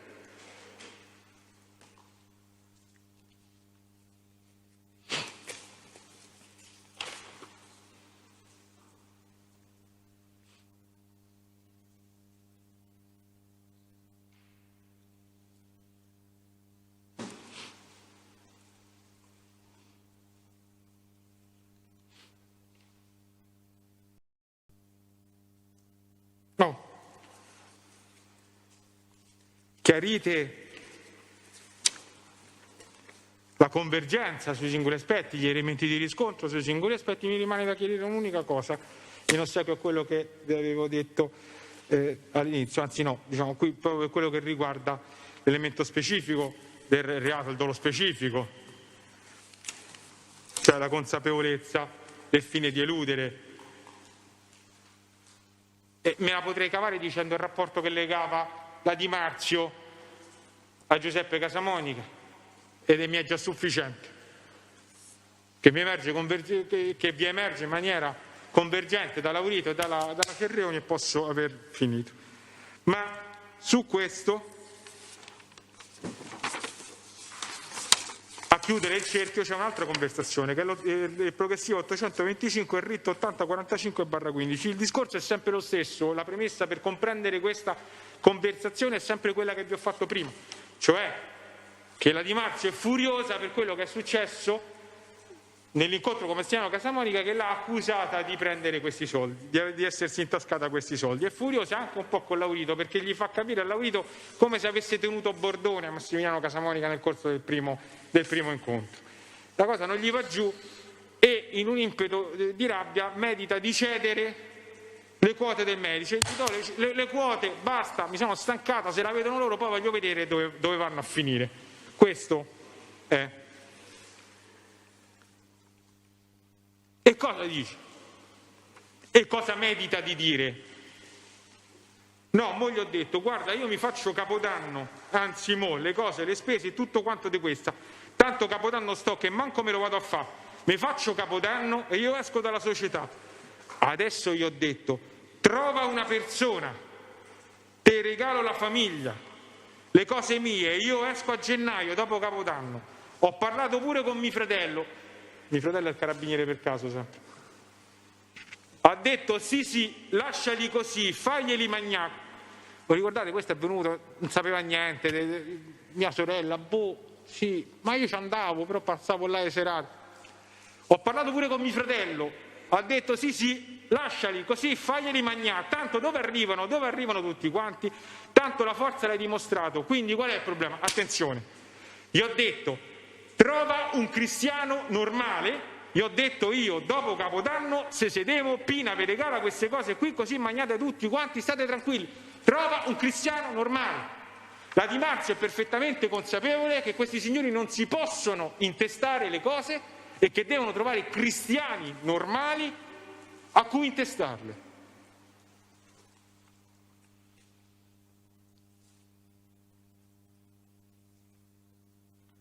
Quindi questo per quello che riguarda la fittizia intestazione del Maryland, ma mettiamo a sistema anche il tutto in relazione all'altro capo di imputazione. In effetti è un po' pesante fare.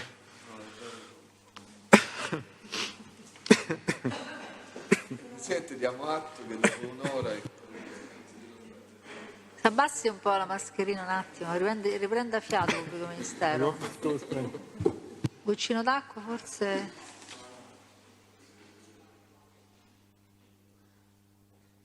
Allora,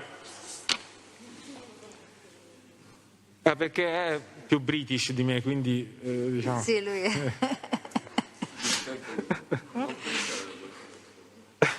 Ha un tono di voce più basso, il ministero si affatica di me. Dicevamo, sull'ulteriore capo di imputazione di cui ci dobbiamo occupare, quindi la questione dell'estorsione. Quindi quanto alla genesi della vicenda, no? Il prestito di Capodanno. Allora, è inutile che ci nascondiamo, a noi non piace, diciamo, le situazioni vanno sempre poi dette oggettivamente per quelle che sono, perché poi il fine a cui tendiamo è quello di accertare le cose per come emergono dalla realtà processuale, è inutile volipindarici, arrampicarci su chissà quali aspetti. Allora, qui indubitabilmente le dichiarazioni della Cerreoni e del Laurito hanno una discrasia su chi prende l'iniziativa, perché la Cerreoni dice che è un'iniziativa di Laurito e Laurito invece dice che è un'iniziativa della Di Marzio. Diciamo, questo è il tutto. Noi riteniamo che le complessive risultanze del procedimento portano a ritenere più aderente, almeno a quelli che sono i dati processuali, la versione della Cerreoni. Perché ci sono diverse conversazioni in cui, e poi questo è quello che accadrà, in cui alla fine il debito, che tale non è, viene accollato all'Aurito. Non vengono toccate le ulteriori quote, un po' per il veto che vedremo di qui a poco Giuseppe, e un po' evidentemente perché la vicenda aveva origine da un impulso da parte dell'Aurito, cui poi viene addebitato quello che viene successo in maniera però assolutamente illegittima. Quello che però vi voglio dire, è, al di là di questo, è che le dichiarazioni convergono entrambe su un aspetto che è fondamentale della vicenda, cioè che i soldi vengono dati a Massimiliano con l'intesa che Massimiliano diventi socio della serata, socio finanziatore, quindi partecipazione, aiuti. Su questo le due dichiarazioni sono assolutamente convergenti. Che è quello che poi più ci interessa in questo aspetto, perché poi noi dobbiamo andare, e so già dove vorremmo andare a parare, sulla illegittimità di questa pretesa. E questo è già un primo indice, ma lo diremo di qui a poco. Non c'è discrasia tra le due dichiarazioni quanto alla somma che viene erogata, perché la Cerreoni fa riferimento a una somma compresa tra 11 e 16.000 euro. L'Aurito vi parla di 8.000 euro, ma è chiaro che la Cerreoni sta facendo riferimento alla somma complessiva che viene data da Massimiliano, che poi va a coincidere con quella di cui parla l'Aurito, perché l'Aurito parla di una somma complessiva di 18.000 euro, 8 dei quali vengono impiegati effettivamente per la festa e 10 destinati dalla Di Marzio ad altro, cioè le spese legali da parte di Giuseppe. E qui diceva, guarda, questa dichiarazione è fuori dal mondo, mi pare che quella chiede i soldi fingendo di e poi no, non è fuori dal mondo. RIT 8045/15 progressivo 825. La premessa per comprendere queste conversazioni è sempre quella fatta cioè Massimiliano, la rabbia della Di Marzio, eccetera eccetera.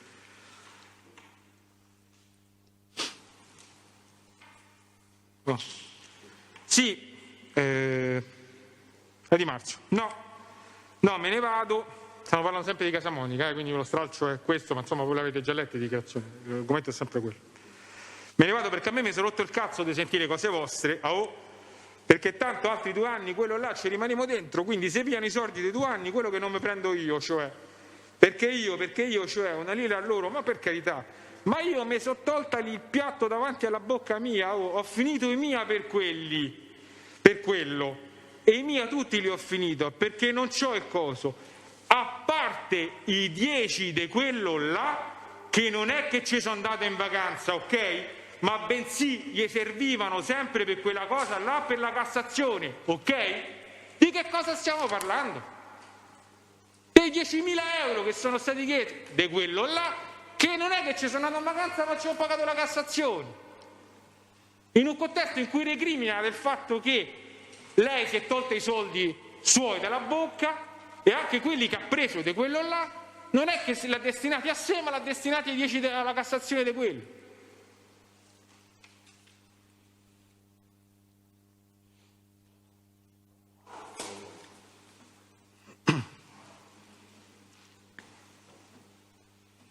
Le dichiarazioni di Laurito e della Cerreoni convergono anche i vari passaggi della restituzione. La prima è sul modo con il quale si era inizialmente pensato di appianare questo debito, cioè la cessione delle quote dello Sciangò.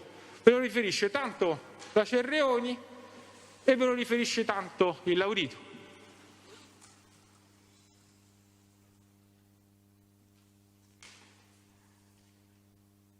E quello che dice la Cerreoni sul fatto che poi questa cosa non si era concretizzata, perché Giuseppe Casamonica dal carcere aveva detto niet, lo avete come riscontro logico proprio da questa vicenda, da quello che vi verrò a dire in relazione a quello che succede nel 2015-2016 sugli incassi del Merito, dove ancora una volta Giuseppe Casamonica si impone affinché non vengano toccati i soldi della sua quota.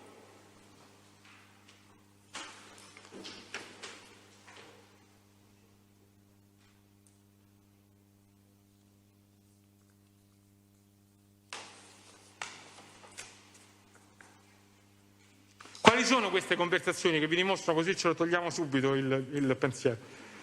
Due conversazioni che vengono intercettate il 4 dicembre 2015, il RIT è 8469/15, il progressivo che sono 402 e 412.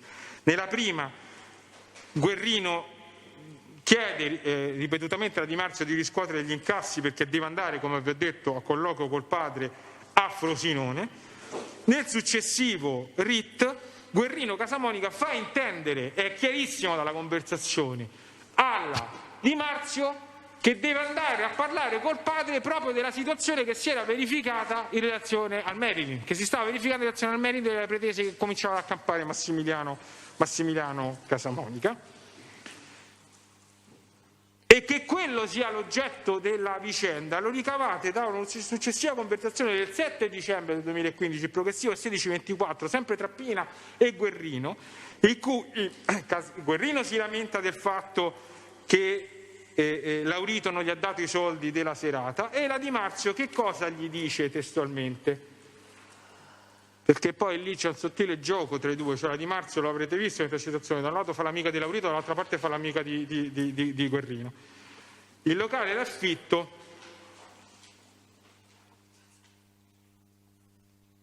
e non gli ha dato soldi, è bucato, ma che cazzo ti frega, scusa, a me mi devi dare i soldi, chi paga la corrente, eccetera.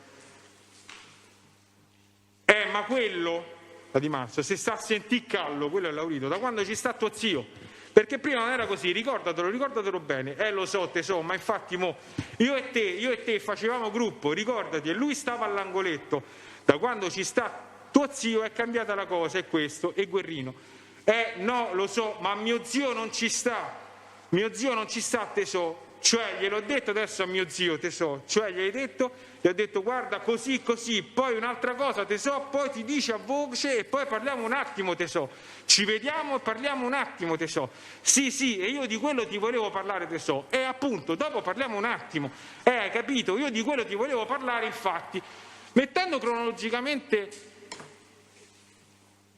queste vicende, è chiarissimo quello che succede, deve andare a colloquio col padre, gli fa intendere che gli deve parlare di una situazione, in quella dopo, quando quella gli rimprovera che quello si sente callo perché c'è Massimiliano, quello è talmente certo, perché evidentemente ha ricevuto le direttive in questo senso da parte del padre, che le può dire no, non ci sta mio zio, poi te ne parla a voce, non ti preoccupare.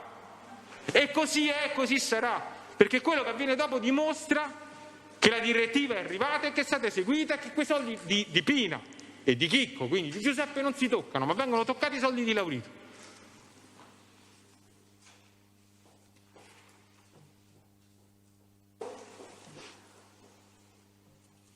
Le dichiarazioni tra i due convergono anche sulle restituzioni alla Cerreoni, su questo vado velocemente, c'è soltanto una discrasia sul fatto che la Cerreoni dice mi ha restituito i piccoli importi ma comunque non per l'intero. Il Laurito dice io gli ho restituito tutto, gli ho restituito più di 15.000 euro. In questo senso la dichiarazione del Laurito è pienamente riscontrata, la vedremo, ma non c'è nessuna sconfessione da parte di dichiarazione della Cerreoni. La Cerreoni riceve piccole somme e la Cerreoni sa di un debito complessivo di 16.000 euro, quindi dagli 11-16.000 euro anche Laurito dice di aver restituito più di 15.000 euro, che è una somma che è il doppio rispetto a quella che è stata effettivamente impiegata per la serata. Quindi è chiaro che entrambi stanno dicendo la stessa cosa da una prospettiva diversa. Del Laurito che sa come sono andate le cose e quali somme sono state impiegate per l'una e per l'altra cosa, la Cerreoni che sa solo l'importo massimo.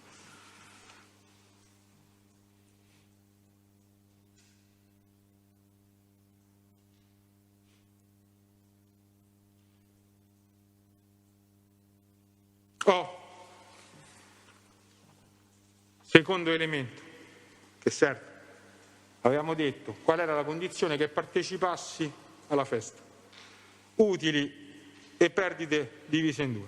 Laurito dice non solo non gli dovevo restituire quei soldi, ma glieli ho restituiti pure tutti, e questo a maggior ragione rende illegittima la pretesa successiva del 2015 e del 2016, quando vengono prelevati abusivamente quegli incassi destinati a Massimiliano. Questo è il ragionamento. RIT 8469/15 progressivo 12872. Stanno parlando del fatto che sono state prelevate somme di denaro che sono state destinate a Massimiliano. Questo. Sono due i passaggi. Il primo, la Di Marzio vi lascio perdere quello che dicono prima, andiamo al punto. Io gli ho detto a lui è Guerrino, si capisce dal contesto della conversazione. Io gli ho detto a lui, perché Laurito, e ve l'ho detto anche qua, si lamenta di questa situazione che sta, all'inizio cerca di opporsi. Io gli ho detto a lui, a Guerrino, Daniele gli ha dato tutto quanto e ha fatto più di quello che poteva fare. Lo dice la Di Marzio.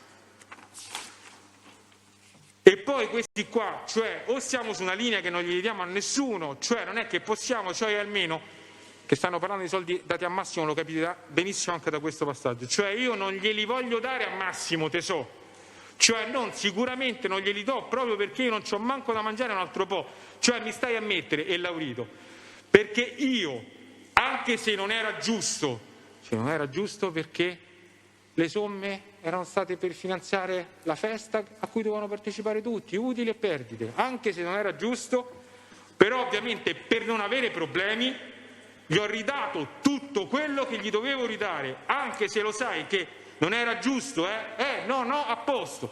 Avete la prova provata che Laurito, pur non essendo giusto, come lui vi ha detto al dibattimento, aveva restituito tutta la somma a Massimiliano Casamonica nel momento in cui avvengono questi fatti, cioè quando si prelevano le somme dal Merlin. Infine,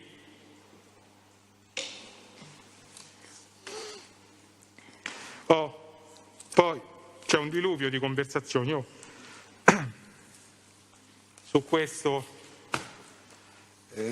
faccio integralmente rinvio alla dichiarazione del capitano Lo Iacono, da cui capite tutte le volte, che sono quelle contestate nel capo di imputazione, in cui Guerrino Casamonica va a prendere i soldi degli incassi al Merlin, prelevando anche metà degli utili che dovevano spettare a Laurito per darli allo zio. Quindi io qua mi limito solo a evidenziarvi per i singoli incontri, per le... qui c'è, scusate, ancora a monte, ve la dico velocemente.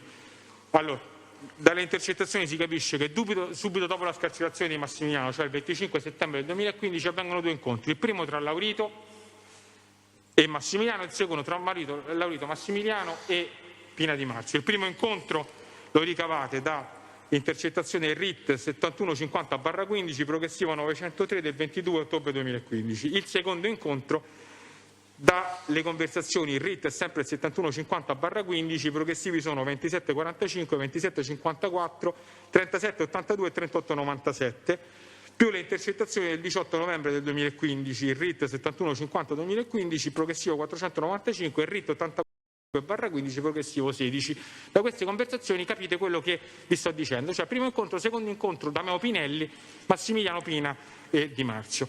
Il contenuto di questo incontro lo capite in maniera, è importantissima questa conversazione per questa vicenda, dal progressivo che ho già richiamato più volte, cioè l'825. Cioè Massimiliano Casamonica è convinto che la serata è andata bene e che la Di Marzio aveva rubato 100.000 euro. Ulteriore conferma che nella vicenda interviene Giuseppe Casamonica l'avete sempre in questa vicenda, perché la Laurito dice che ne vuole discutere con Giuseppe. Tant'è vero che dice, gli ho detto fammi telefonare, vengo giù al vicolo, eccetera, eccetera. D'accordo? Mi ero programmato, ma mi sto allungando, quindi andiamo avanti.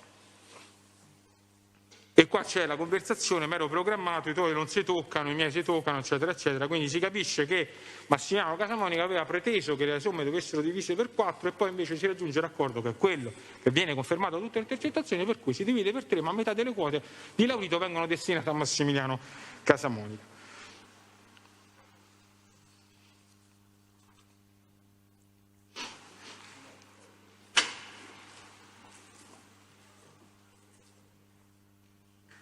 Quali sono progressivamente, le conversazioni più importanti da cui capite che effettivamente poi i soldi sono andati a Massimiliano? Su questo faccio rinvio al capitano Lo Iacono. Io vi indico soltanto i RIT che vi dimostrano in maniera inequivocabile non solo che Guerrino è andato lì, ma che poi le somme sono state destinate allo zio. Per quanto riguarda la notte del 31 gennaio vi indico le conversazioni da cui si capisce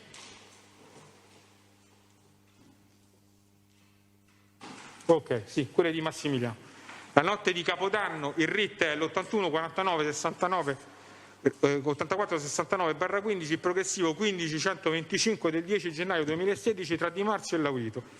Per la notte del 7 gennaio 2016 il RIT è l'84 69/15, progressivo 7 17 857 del 17 gennaio 2016. Per la notte del 7 gennaio 2016 il RIT 8693/15, progressivo 9654 del 7 febbraio 2016.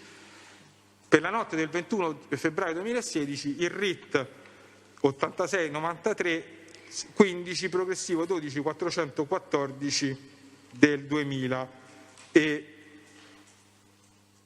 progressivo 12414 del 21 febbraio del 2016. Ok.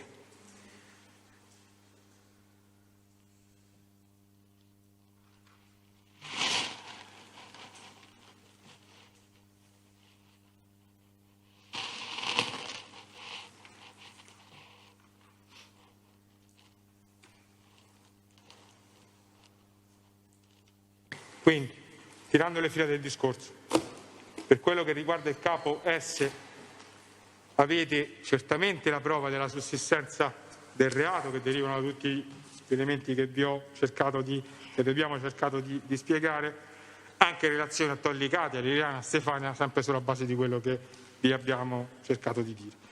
E che sussiste l'elemento psichico del delitto in capo alla Di Marzio per soprattutto il contenuto di quella conversazione, oltre che per i rapporti personali che sussistono con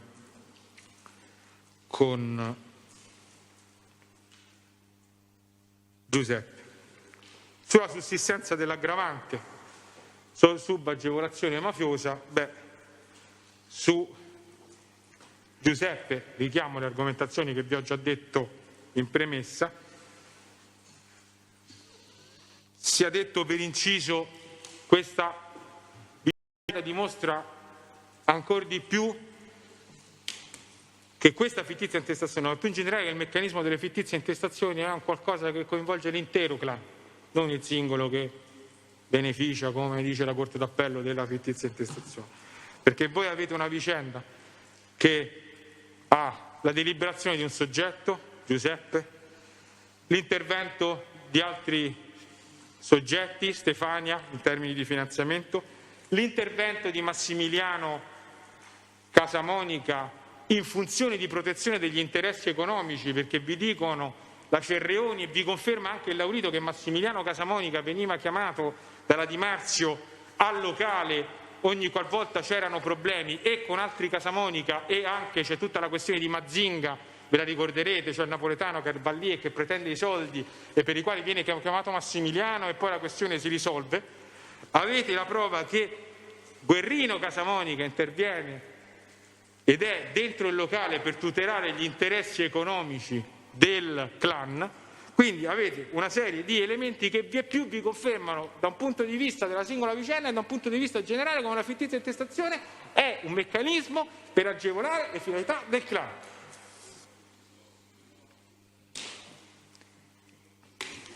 E in relazione a Tollicati e Di Marzio e Giuseppina, in coerenza con quello che vi ho detto in precedenza, quindi con i principi della Suprema Corte, che cosa vi fa ritenere la sussistenza dell'aggravante nei loro confronti?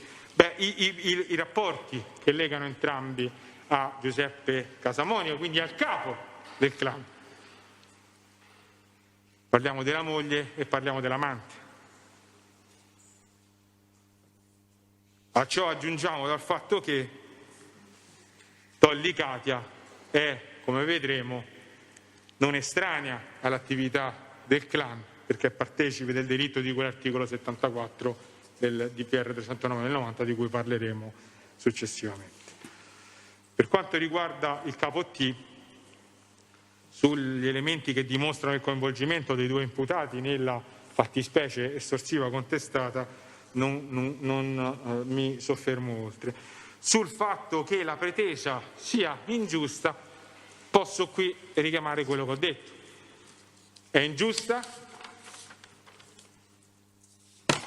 e non tutelabile giuridicamente perché quella festa era andata in perdita per tre, per tutti e tre quelli che erano i soci finanziatori della festa. E quindi uno non può pretendere la restituzione di somme che investe in una intrapresa andata a male. 2. Sono illegittime la discussione di quelle somme perché comunque Massimiliano Casamonica era stato interamente ristorato delle somme che aveva dato a titolo di prestito per l'organizzazione della festa di Capodanno,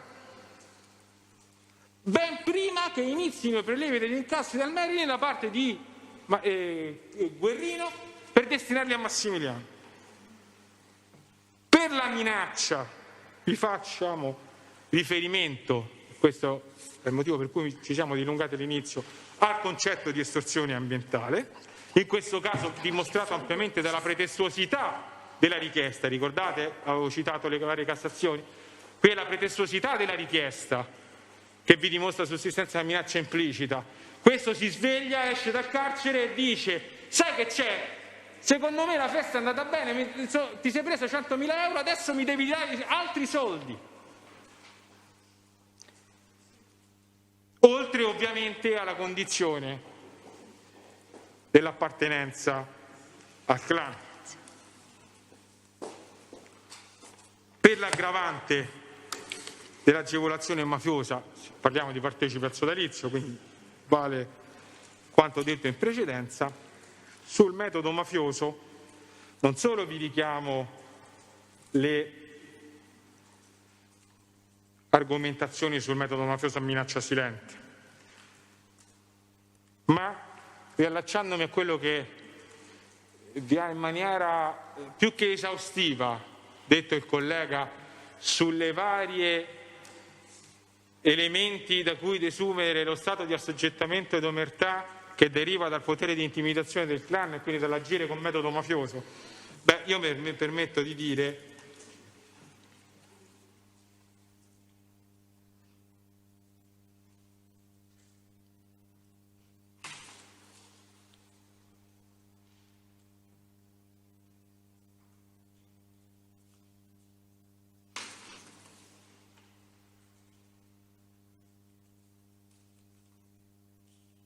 mi permetto solo di aggiungere una cosa. La prima, lo stato di soggezione dell'audito arriva da un'altra vicenda emblematica, quella delle consumazioni gratis, perché questi così fanno. Vanno al locale, ricorderete è stata mostrata la foto di Ciccillo Casamonica, lo ha riconosciuto e gli è stato detto: questo veniva al locale e non pagava. Dice: ma perché non pagava? E il pagamento come avveniva? Gli chiede, è bello perché mi ricordo un film. Il pagamento come avveniva? Non avveniva. Come? Non avveniva. E come non avveniva? Perché non andava via e non avveniva. Perché? Perdoni. Si dice: scusi, ma lei è il proprietario, ma perché? Dice: no, non avveniva. Dice: ma perché? Posso chiederle perché? Perché sempre appunto del discorso del sembrava tutto dovuto. Sì, ho capito, sembrava tutto dovuto. No, dice, tanto per una consumazione che vuoi che sia, questa persona era una cosa isolata o era frequente? No, era frequente, era tutto dovuto. Questo era il clima nel quale questi signori gestivano questo locale, che è ulteriormente confermato da non solo quello che poi vi andrò a dire a chiusura del discorso, anche in riferimento a quello di cui parleremo, cioè di Silvio Gelsomina, ma da un ulteriore elemento che vi arriva da una intercettazione, che è il RIT 8469/15 progressivo 17857 del 7 e 17 gennaio 2016. Questo vi dimostra ancora una volta, vi dicevo, lo stato di profonda soggezione in cui veniva esercitata la gestione del Maryland e con il quale si rapportavano a questi signori. Parlano chiaramente delle somme prelevate il 17 gennaio del 2016 da Guerrino al Maryland e l'audito evoca il colloquio che ha avuto in quella discussione con Enrico, cioè il cassiere, che ricorderete ha riconosciuto anche in foto, e gli dice quanto è accaduto. Dice: è arrivato Guerrino, non lo so che ore erano, all'una, l'ho detta all'estremo della conversazione, credo di sì, 17.857, RIT 8469/15 di Marzio Laurito. già era arrivato, non lo so che ore erano, all'1:30 mi sa che è andato giù, è andato Enrico, aveva preso già 750, è andato, virgola, Enrico aveva preso già 750, infatti gli ho detto Enrico è venuto a prendere i biglietti dai miei, gli ho detto non dare i soldi a nessuno, gli ho detto, cioè la direttiva era a Enrico, fermate, non dai soldi a nessuno. Enrico è un impiegato, Io vivo in un mondo in cui gli impiegati fanno quello che dicono le persone le cui dipendenze lavorano. Ma infatti gli ho detto, Enrico, non si fa così, non va bene Enrico, perché tu devi fare gli interessi pure miei, è bellissima.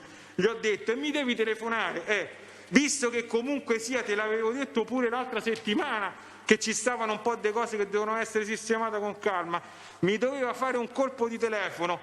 La risposta di Enrico ma quello è arrivato, ha chiesto, ha fatto, poi Juan Carlos, la chiosa di Laurito, poi quello gliel'ha dati subito, che si caga sotto.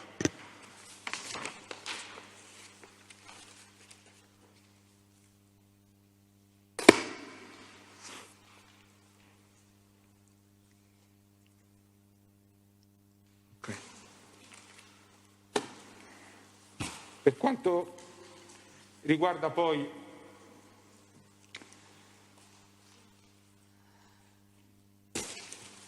gli ulteriori capi di imputazione che ruotano attorno alle dichiarazioni di Laurito, dobbiamo affrontare la questione dello Sciangò. Quindi parliamo del capo QQQ e PP dell'imputazione nei confronti di Silvio Gelsomina, cioè le due estorsioni nei confronti di Marzio Claudio, aggravata ex articolo 416-bis.1, e di Laurito, appunto Daniele, aggravata sempre da questa aggravante. Le fonti di prova sono le stesse di cui abbiamo parlato, no, non le stesse, sempre Laurito Daniele, di Marzio Claudio, e se vogliamo chiamarla fonte di prova, la chiamiamo fonte di prova, il carabiniere per caso Giustino Di Marzio, oltre alle intercettazioni e la documentazione che abbiamo acquisito.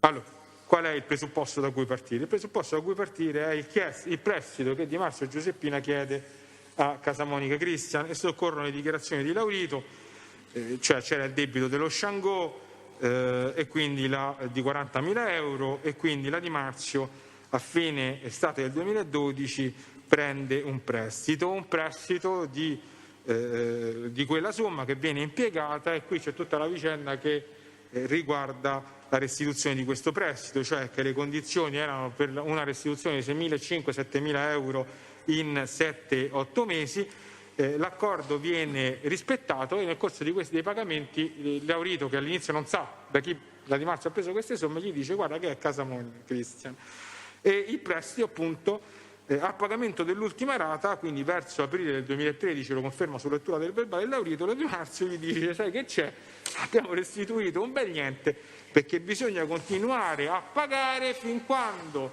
non restituiamo in un'unica somma l'intera somma che ci ha prestato.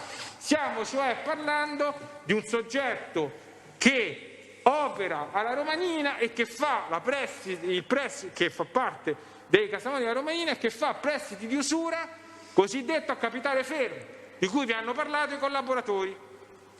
A quel punto dice Laurito non riusciamo a restituire queste somme perché a maggio chiude il Marilyn, chiude lo Sciangò, chiude la discoteca, c'è la stagione estiva, e quindi a settembre del 2013, qui entriamo nella vicenda, questa è la premessa ovviamente, altrimenti non si capisce quello di cui stiamo parlando, la Di Marzio gli dice guarda che ci dobbiamo incontrare con Christian.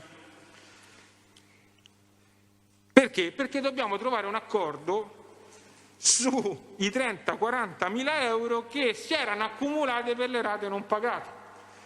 Si incontrano quindi in via Chemenide a casa del padre della Di Marzio, incontro cui sono presenti lui stesso, la Di Marzio, Christian, la madre di Christian e il padre della Di Marzio.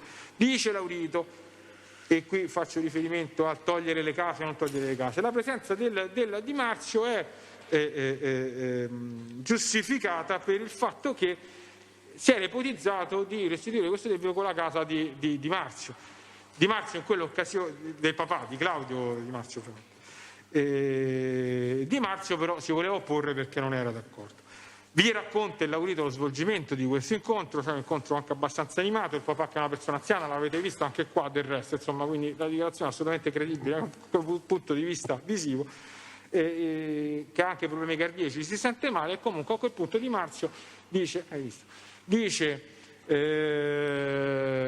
va bene, ma io mi accollo i debiti di mia figlia, quindi 40.000 euro, e effettivamente dice il Laurito ha poi saputo da Pina che queste somme erano state pagate. Finisce qua? E no, non finisce qua. Dichiarazioni del Laurito che vengono pienamente confermate da quelle di Di Marzio Claudio, che ci racconta la visita a casa di Via Chemeride in termini assolutamente coincidenti, con le stesse persone presenti, con lo stato di disperazione in cui versava la figlia, col fatto che alla fine acconsente al pagamento di questi 40.000 euro per i quali prende accordi con Cristian Casamonica, per un pagamento di 4 rate da 10.000 euro. Queste rate, su questo non è stato preciso da un punto di vista temporale, ma la vicenda la possiamo ricostruire dalle dichiarazioni di Laurito, quindi dal settembre, abbiamo detto, del 2000, scusate perché ogni volta faccio confusione, dal settembre del 2013 fino poi a quello che vedremo di qui a poco, al documento che avete in atti.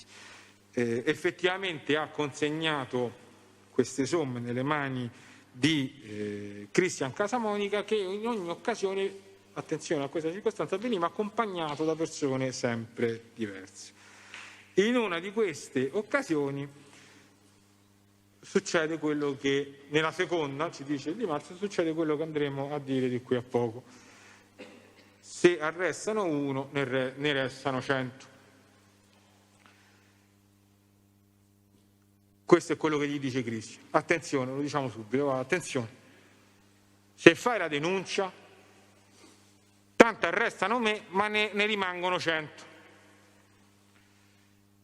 Fa anche i successivi pagamenti, nel terzo o nella quarta si presenta la madre, ma avendo questo accordo con Cristian Casamonica pretende che venga lui a riscuotere e alla fine insomma prende tutte le somme.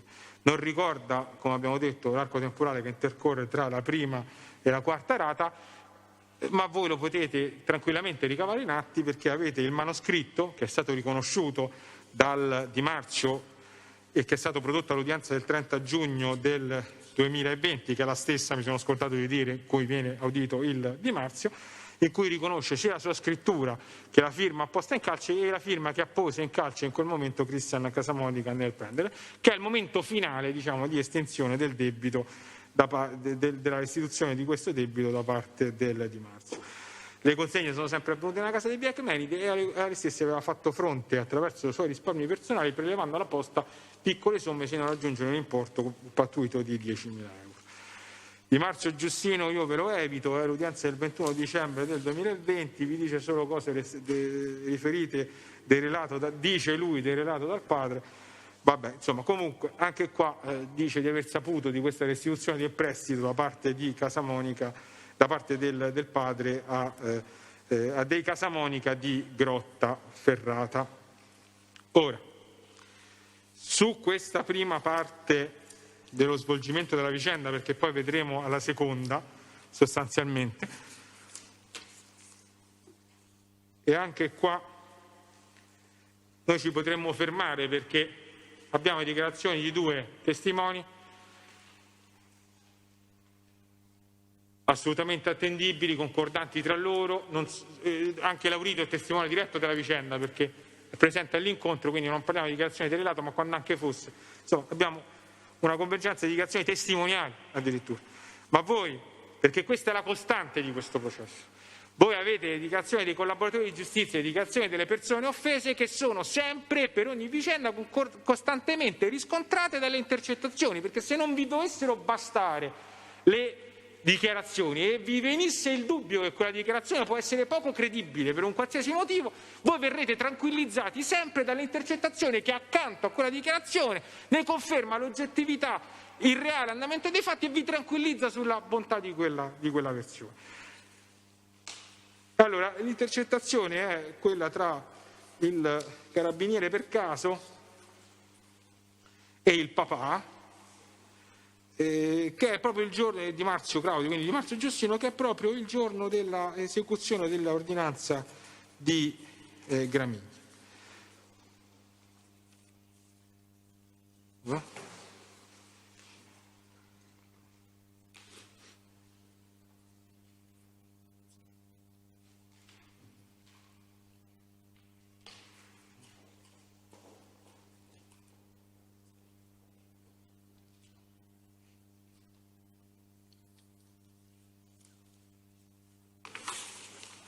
Infatti non capivo.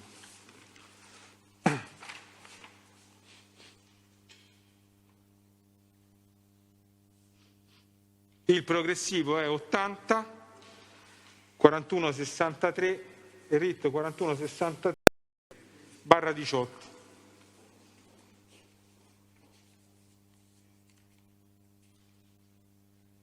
E allora da questa intercettazione voi avete inequivocabile riscontro sia al pagamento della somma di cui si era fatto carico di Marzio Giustino, sia alle minacce. Perché mi sono scordato di dirvi che tra le minacce che gli fa Casamonica e Cristian in quell'occasione è: guarda che sappiamo dove abiti tu, la tua famiglia e i tuoi nipoti. E da questa intercettazione avete il riscontro di entrambe le cose, perché discutono padre e figlio, il figlio però non ci ha creduto, da quello che abbiamo capito, il padre giocava. Da impazzire.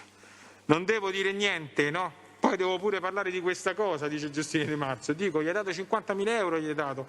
Cioè, sai che vuol dire quant'è? Quanto gli hai dato? Non si rende conto questa, no? Stanno commentando l'arresto della figlia. Lo sbaglio forse è stato pure mio. Questo è il padre, no? Che non riconosce mai purtroppo le colpe, cioè purtroppo è così, non riconosce mai le colpe dei figli, ma se le addossa sempre. Ma là non gli dovevi dare proprio un cazzo, non gli dovevi dare. Attenzione, che avevamo detto, che cosa dice Laurito? Si era paventato di la casa. Guardate come ogni particolare è riscontrato in questo processo. Là dovevi fargli togliere proprio la casa. Sì, cazzi tuoi sono, alla fine dovevano essere, i cazzi suoi dovevano essere. Perché la casa è della figlia, il testato. Ho attappato i buchi, ho attappato i buchi perché tanto, attenzione, a me mi hanno minacciato e mi hanno detto: tanto se fai qualche movimento arrestano a me e vado io, incomprensibile. Sappiamo dove abiti tu, sappiamo dove abita tuo figlio, lo so, ci stanno i ragazzini, vanno a scuola e allora alla fine tanto se non paga lei ora la pagherà. Cioè avete, come vi dicevo, la conferma esatta, cioè il fatto che c'era la somma, qui viene detto 50.000, ma sappiamo perfettamente dalle due dichiarazioni che sono 40.000 euro, lo dice il figlio, che non è quello che materialmente ha tirato fuori, e avete la conferma delle minacce fatte in quella occasione.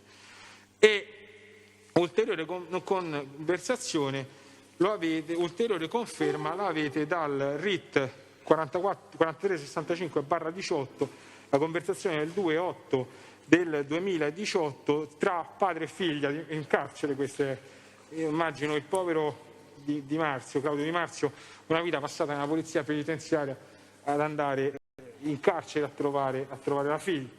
E anche qua avete la conferma sulla somma che gli era stata chiesta, 40.000 euro, e ancora una volta sulla minaccia che gli era stata fatta in quella occasione. Questa è importante perché ci serve da qui a poco, soprattutto questo passaggio.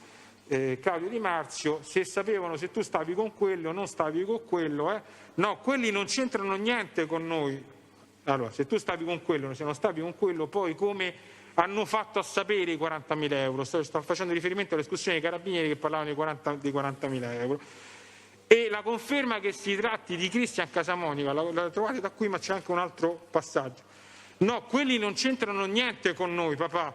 Sta dicendo, quelli non c'entrano niente con la fittizia intestazione del medico, il motivo per il quale è stato arrestato. Con chi? Non sono quelli là. li ho dati perché mia figlia aveva un debito. Dice, ma che debito? Ah, ma non a loro, non a loro, non è questa famiglia qua, non è questa famiglia qua, E il padre dice, lo so, li ho visti. Perché non hai fatto la denuncia? Perché sono stato minacciato, ed è vero che sono stato minacciato, non ti ho detto niente appunto, però anche tuo fratello. Quindi avete la conferma della somma, del fatto che erano stati gli altri, quindi quelli di Grottaferrata, e del fatto che è minacciato, e che è stato minacciato. E qual è questa minaccia? Questa minaccia, questa ve la leggo testualmente,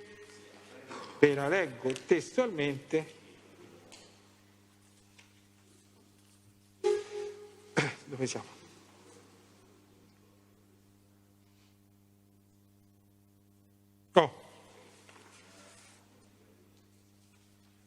Sì, però non mi ricordo quello che mi ha detto, sta parlando sempre Claudio Di Marzio. Io ho scritto Cristian, mi ha fatto vedere sul computer, ho detto non Cristian, quell'altro ha detto se fai denuncia, non Cristian. Quell'altro ha detto se fai denuncia sappiamo dove abiti tu, dove abita tua figlia e dove abita tuo nipote, così. Poi ne arrestano uno e arrestano me, 100 ne rimangono fuori.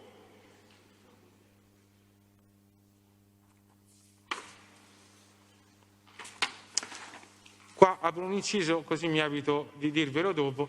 Questa conversazione avete anche una conferma a quello che vi dice Laurito, da parte delle parole e della viva voce di Giuseppina Di Marzio, cioè della socia che sa tutti gli affari dell'ex socio. Perché? Tu avevi chiesto i 40.000 euro, gli dice il padre, quelli che abbiamo ridato però, quelli, il padre non capisce, che abbiamo ridato e che Daniele li sta ancora a ridare. La parte sua, ti ricordi? È la conferma piena a quella che vi dice Laurito, da dove ne doveste avere bisogno, ovviamente.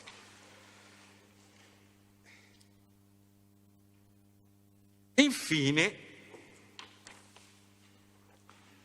che in questa vicenda sia coinvolta Di Silvio Gelsomina, non ve lo dice solo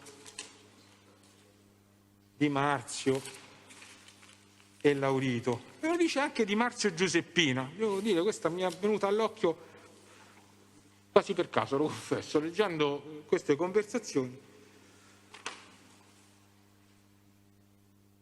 Ritto 8469/15, progressivo 12872 del 4 gennaio 2016, è sempre Di Marzio e Laurito. Era in quel contesto di quelle vicende che riguardano il merito. Il contesto è sempre quello dei soldi che vengono pretesi dai Casamonica e di cui Di Marzio parla con Laurito. E quindi per me, per quanto mi riguarda, questo è di Di Marzio, quello che ha fatto la moglie sono cazzi suoi, ognuno paga per quello che è il suo, quindi non vedo com'è, anche perché quest'altro vuole 10 della Cassazione, dove li pio, che non lo vede che non stiamo a incassare, certo, dice Laurito. E allora poi dopo là i 10 glieli porti te, Di Marzio. Cioè che ti do non esiste proprio, basta proprio. A me, già m'è bastata che mi sono presa l'esaurimento con la madre di quello, di Cri. Ma per carità di Dio, me la sognavo pure la notte,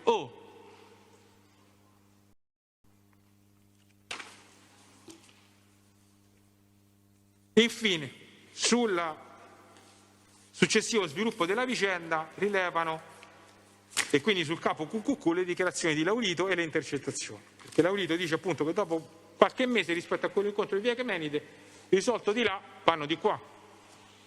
E quindi viene contattato telefonicamente da Silvana, che vuole prendere accolti per saldare la successiva parte del debito, fissano un incontro, dice non ricordo se era da solo o accompagnata, io comunque ci vado da solo, e gli dice guarda che io non so dove trovarli questi soldi, dice non mi interessa, me li devi dare, ma guarda io non ce l'ho, allora non hai capito, o me li do oppure ti spezzo un braccio o qualcosa del genere. Mi ha minacciato dicendomi di ritorsioni fisiche, dicendo ti spezzo un braccio o qualcosa del genere. A quel punto, dopo averci pensato, mi determino comunque a pagare questa somma di denaro. E che dichiarazioni fa su queste dazioni? sono dazioni con cadenza settimanale per circa 2 anni, si incontravano all'inizio con Christian per un paio di volte e poi con Silvana. Gli incontri sono venuti alcune volte a casa di Silvana, una volta al centro commerciale di Roma Est, teniamo a mente questa circostanza, e con Silvana anche in un bar che si trova sotto al cavalcavia che collega la Lagnina Tuscolana nei pressi di una fontana. C'erano stati dei periodi in cui non riusciva a accumulare soldi di denaro da dare a Silvana e in queste occasioni veniva puntualmente contattato per essere invitato a onorare questo debito e in qualche occasione, ancora una volta, tanto Christian ma anche Silvana lo avevano intimorito, sempre minacciandolo di ritorsioni fisiche. Complessivamente aveva pagato una somma superiore ai 10.000 euro, a un certo punto si era eclissato e non aveva più pagato, la Silvana l'aveva continuato a cercare per un certo periodo fin quando non ha avuto poi più ulteriori contatti. Precisa Laurito di non aver avuto ulteriori rapporti con la Di Silvio, ad eccezione di quelli che riguardano la vicenda di questo processo. Quindi tutti i contatti che sono intercorsi riguardavano esclusivamente questa restituzione di queste somme di denaro. E anche qua avete la conferma dalle intercettazioni,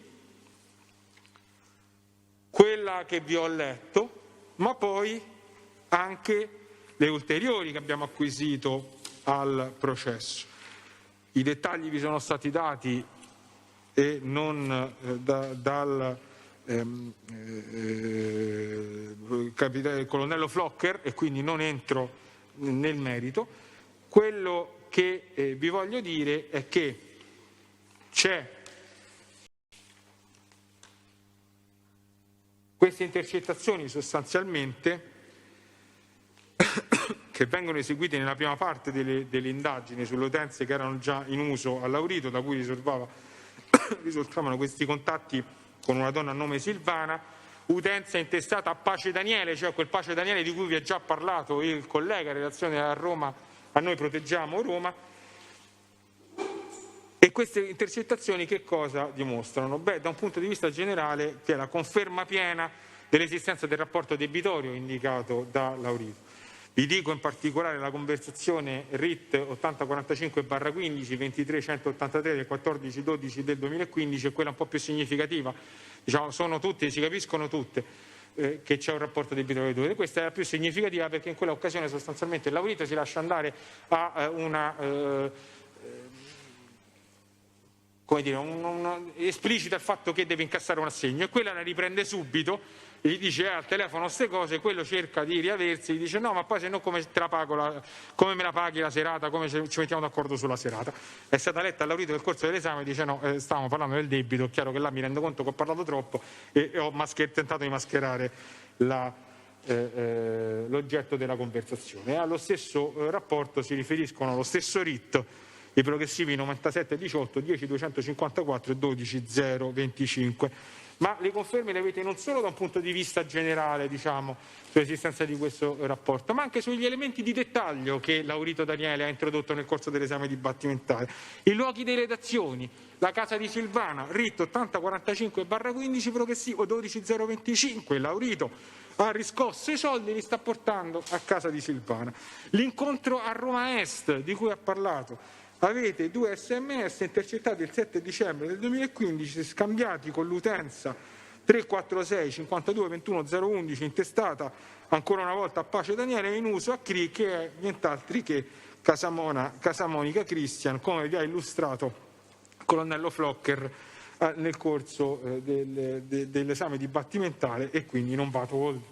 Quindi anche qua avete un compendio probatorio che è formato non soltanto dalle dichiarazioni della persona offesa, ma dalle intercettazioni che a queste si aggiungono e che vi, laddove doveste avere qualche dubbio, vi tranquillizzano in maniera assoluta sulla oggettività dei fatti raccontati dal Laurito.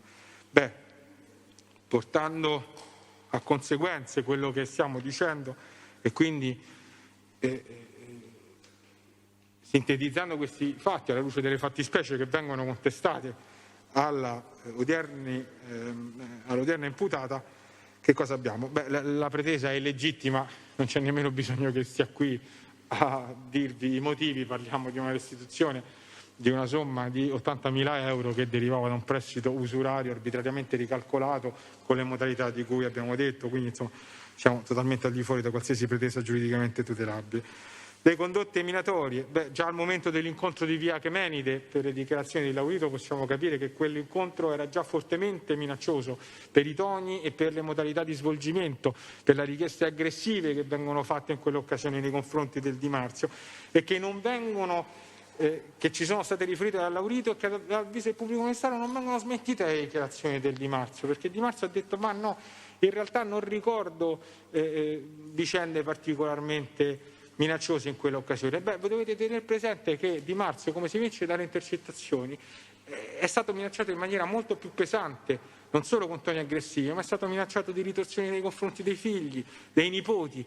È chiaro che rimangono più impresse quelle circostanze, lo capite dalle intercettazioni, no? Un padre, un nonno rimane molto più impressionato da quello che non da un incontro che comunque si svolge con modalità aggressive.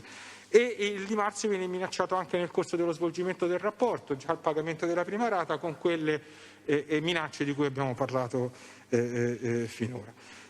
Analogamente a dirsi per il Laurito, già al momento della richiesta c'è la minaccia esplicita, ti rompo un braccio, minacce che poi vengono ritirate nel corso del rapporto, ogni qualvolta fa fatica a onorare la restituzione.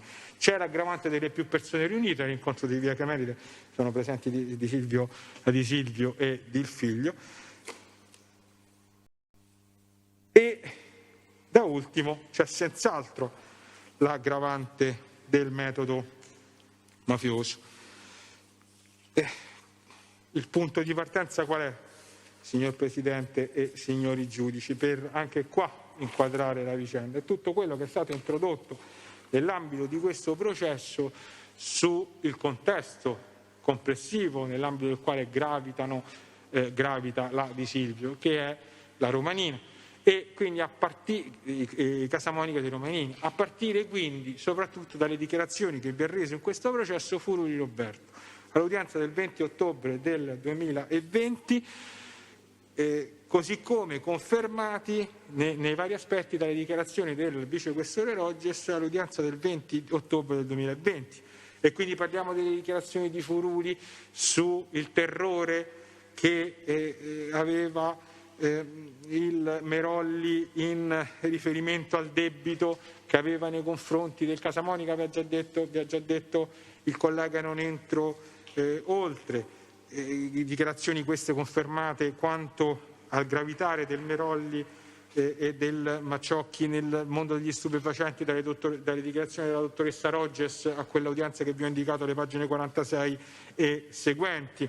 Le ulteriori dichiarazioni che riguardano proprio la Di Silvio da parte del Furuli, cioè quella riscossione di somme di denaro al negozio di termoidraulica Dema di Marco Moggi per conto di Guido. Attenzione che il Furuli stesse parlando certamente della Di Silvio nell'ambito di quelle dichiarazioni, pur non avendola indicata come la zia di Guido e non avendola poi riconosciuta in foto. Lo avete dalla deposizione della dottoressa Rogges, sempre alla stessa udienza del 20 ottobre del 2020, perché la dottoressa Rogges vi ha chiarito che la foto che era stata mostrata al collaboratore era una foto molto datata nel tempo, era l'unica reperibile in banca dati SIDET e risalente al 2003, e che Di Silvio Gelsomina, dalle indagini espletate in quel contesto, era l'unica che si facesse chiamare Silvana.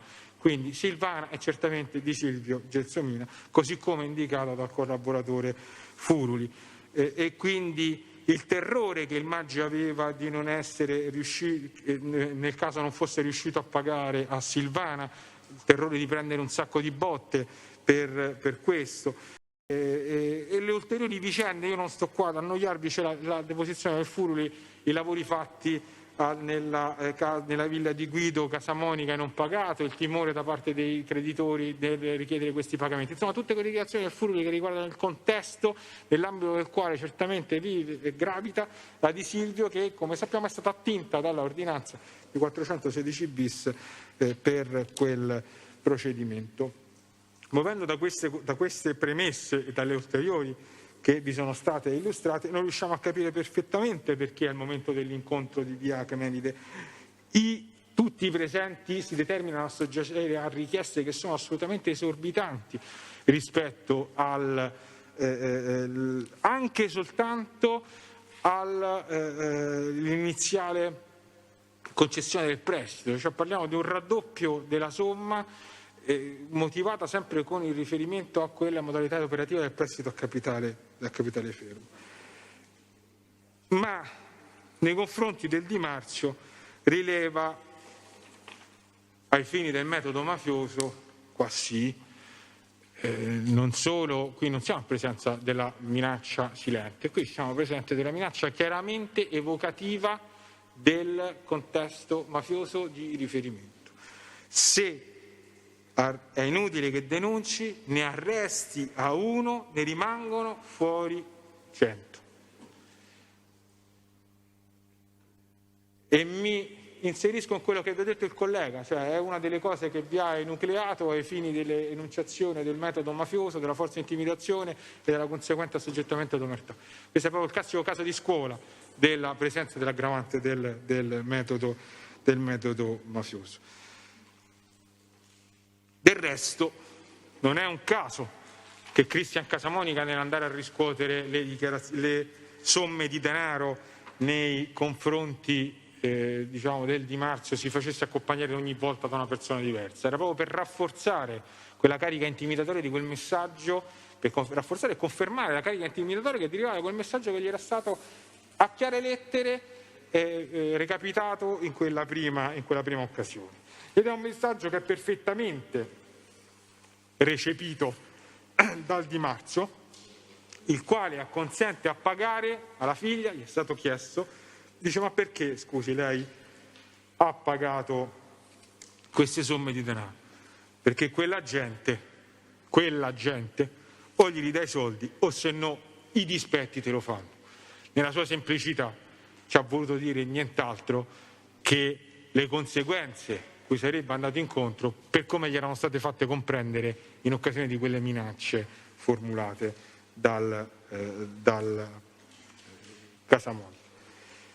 E nei confronti del Laurito, oltre a quello che vi ho detto e che va a rafforzare quello che vi ho detto anche per il metodo mafioso in relazione all'altra ipotesi di cui abbiamo parlato, io mi permetto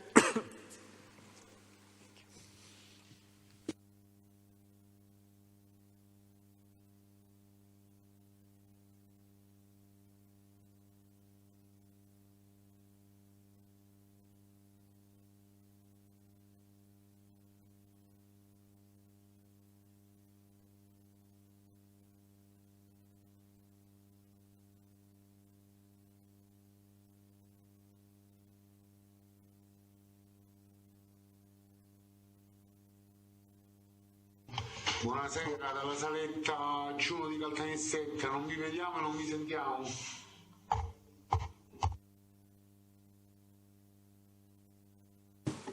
Un attimo, allora facciamo fare il controllo dalla sala regia. Il sito di Caltanissetta dice che non vede e non sente.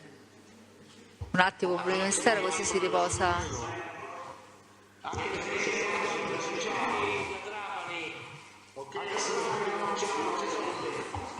Scusate, se parlate tutti insieme non capiamo nulla.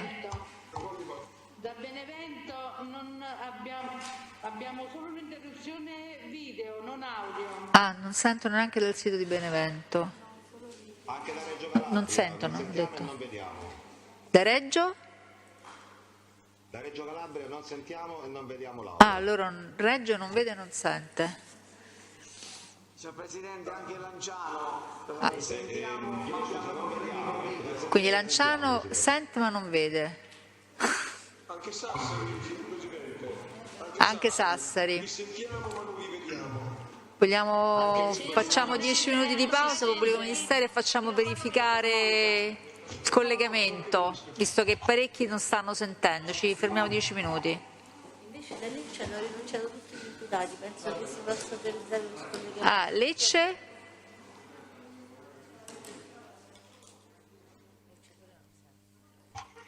Signor Presidente da Messina, le confermo che anche io sento ma non vedo. Ok, anche Messina. Va bene, adesso facciamo controllare il collegamento per tutti. Volevo sapere se il sito di Lecce sente. Scusate un attimo però in aula, per favore. Lecce sente? Si sente soltanto. Lecce?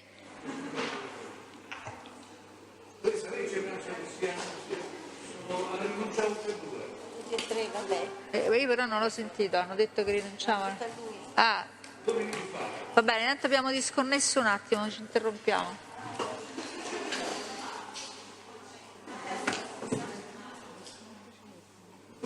Non so, adesso è arrivato, aveva finito.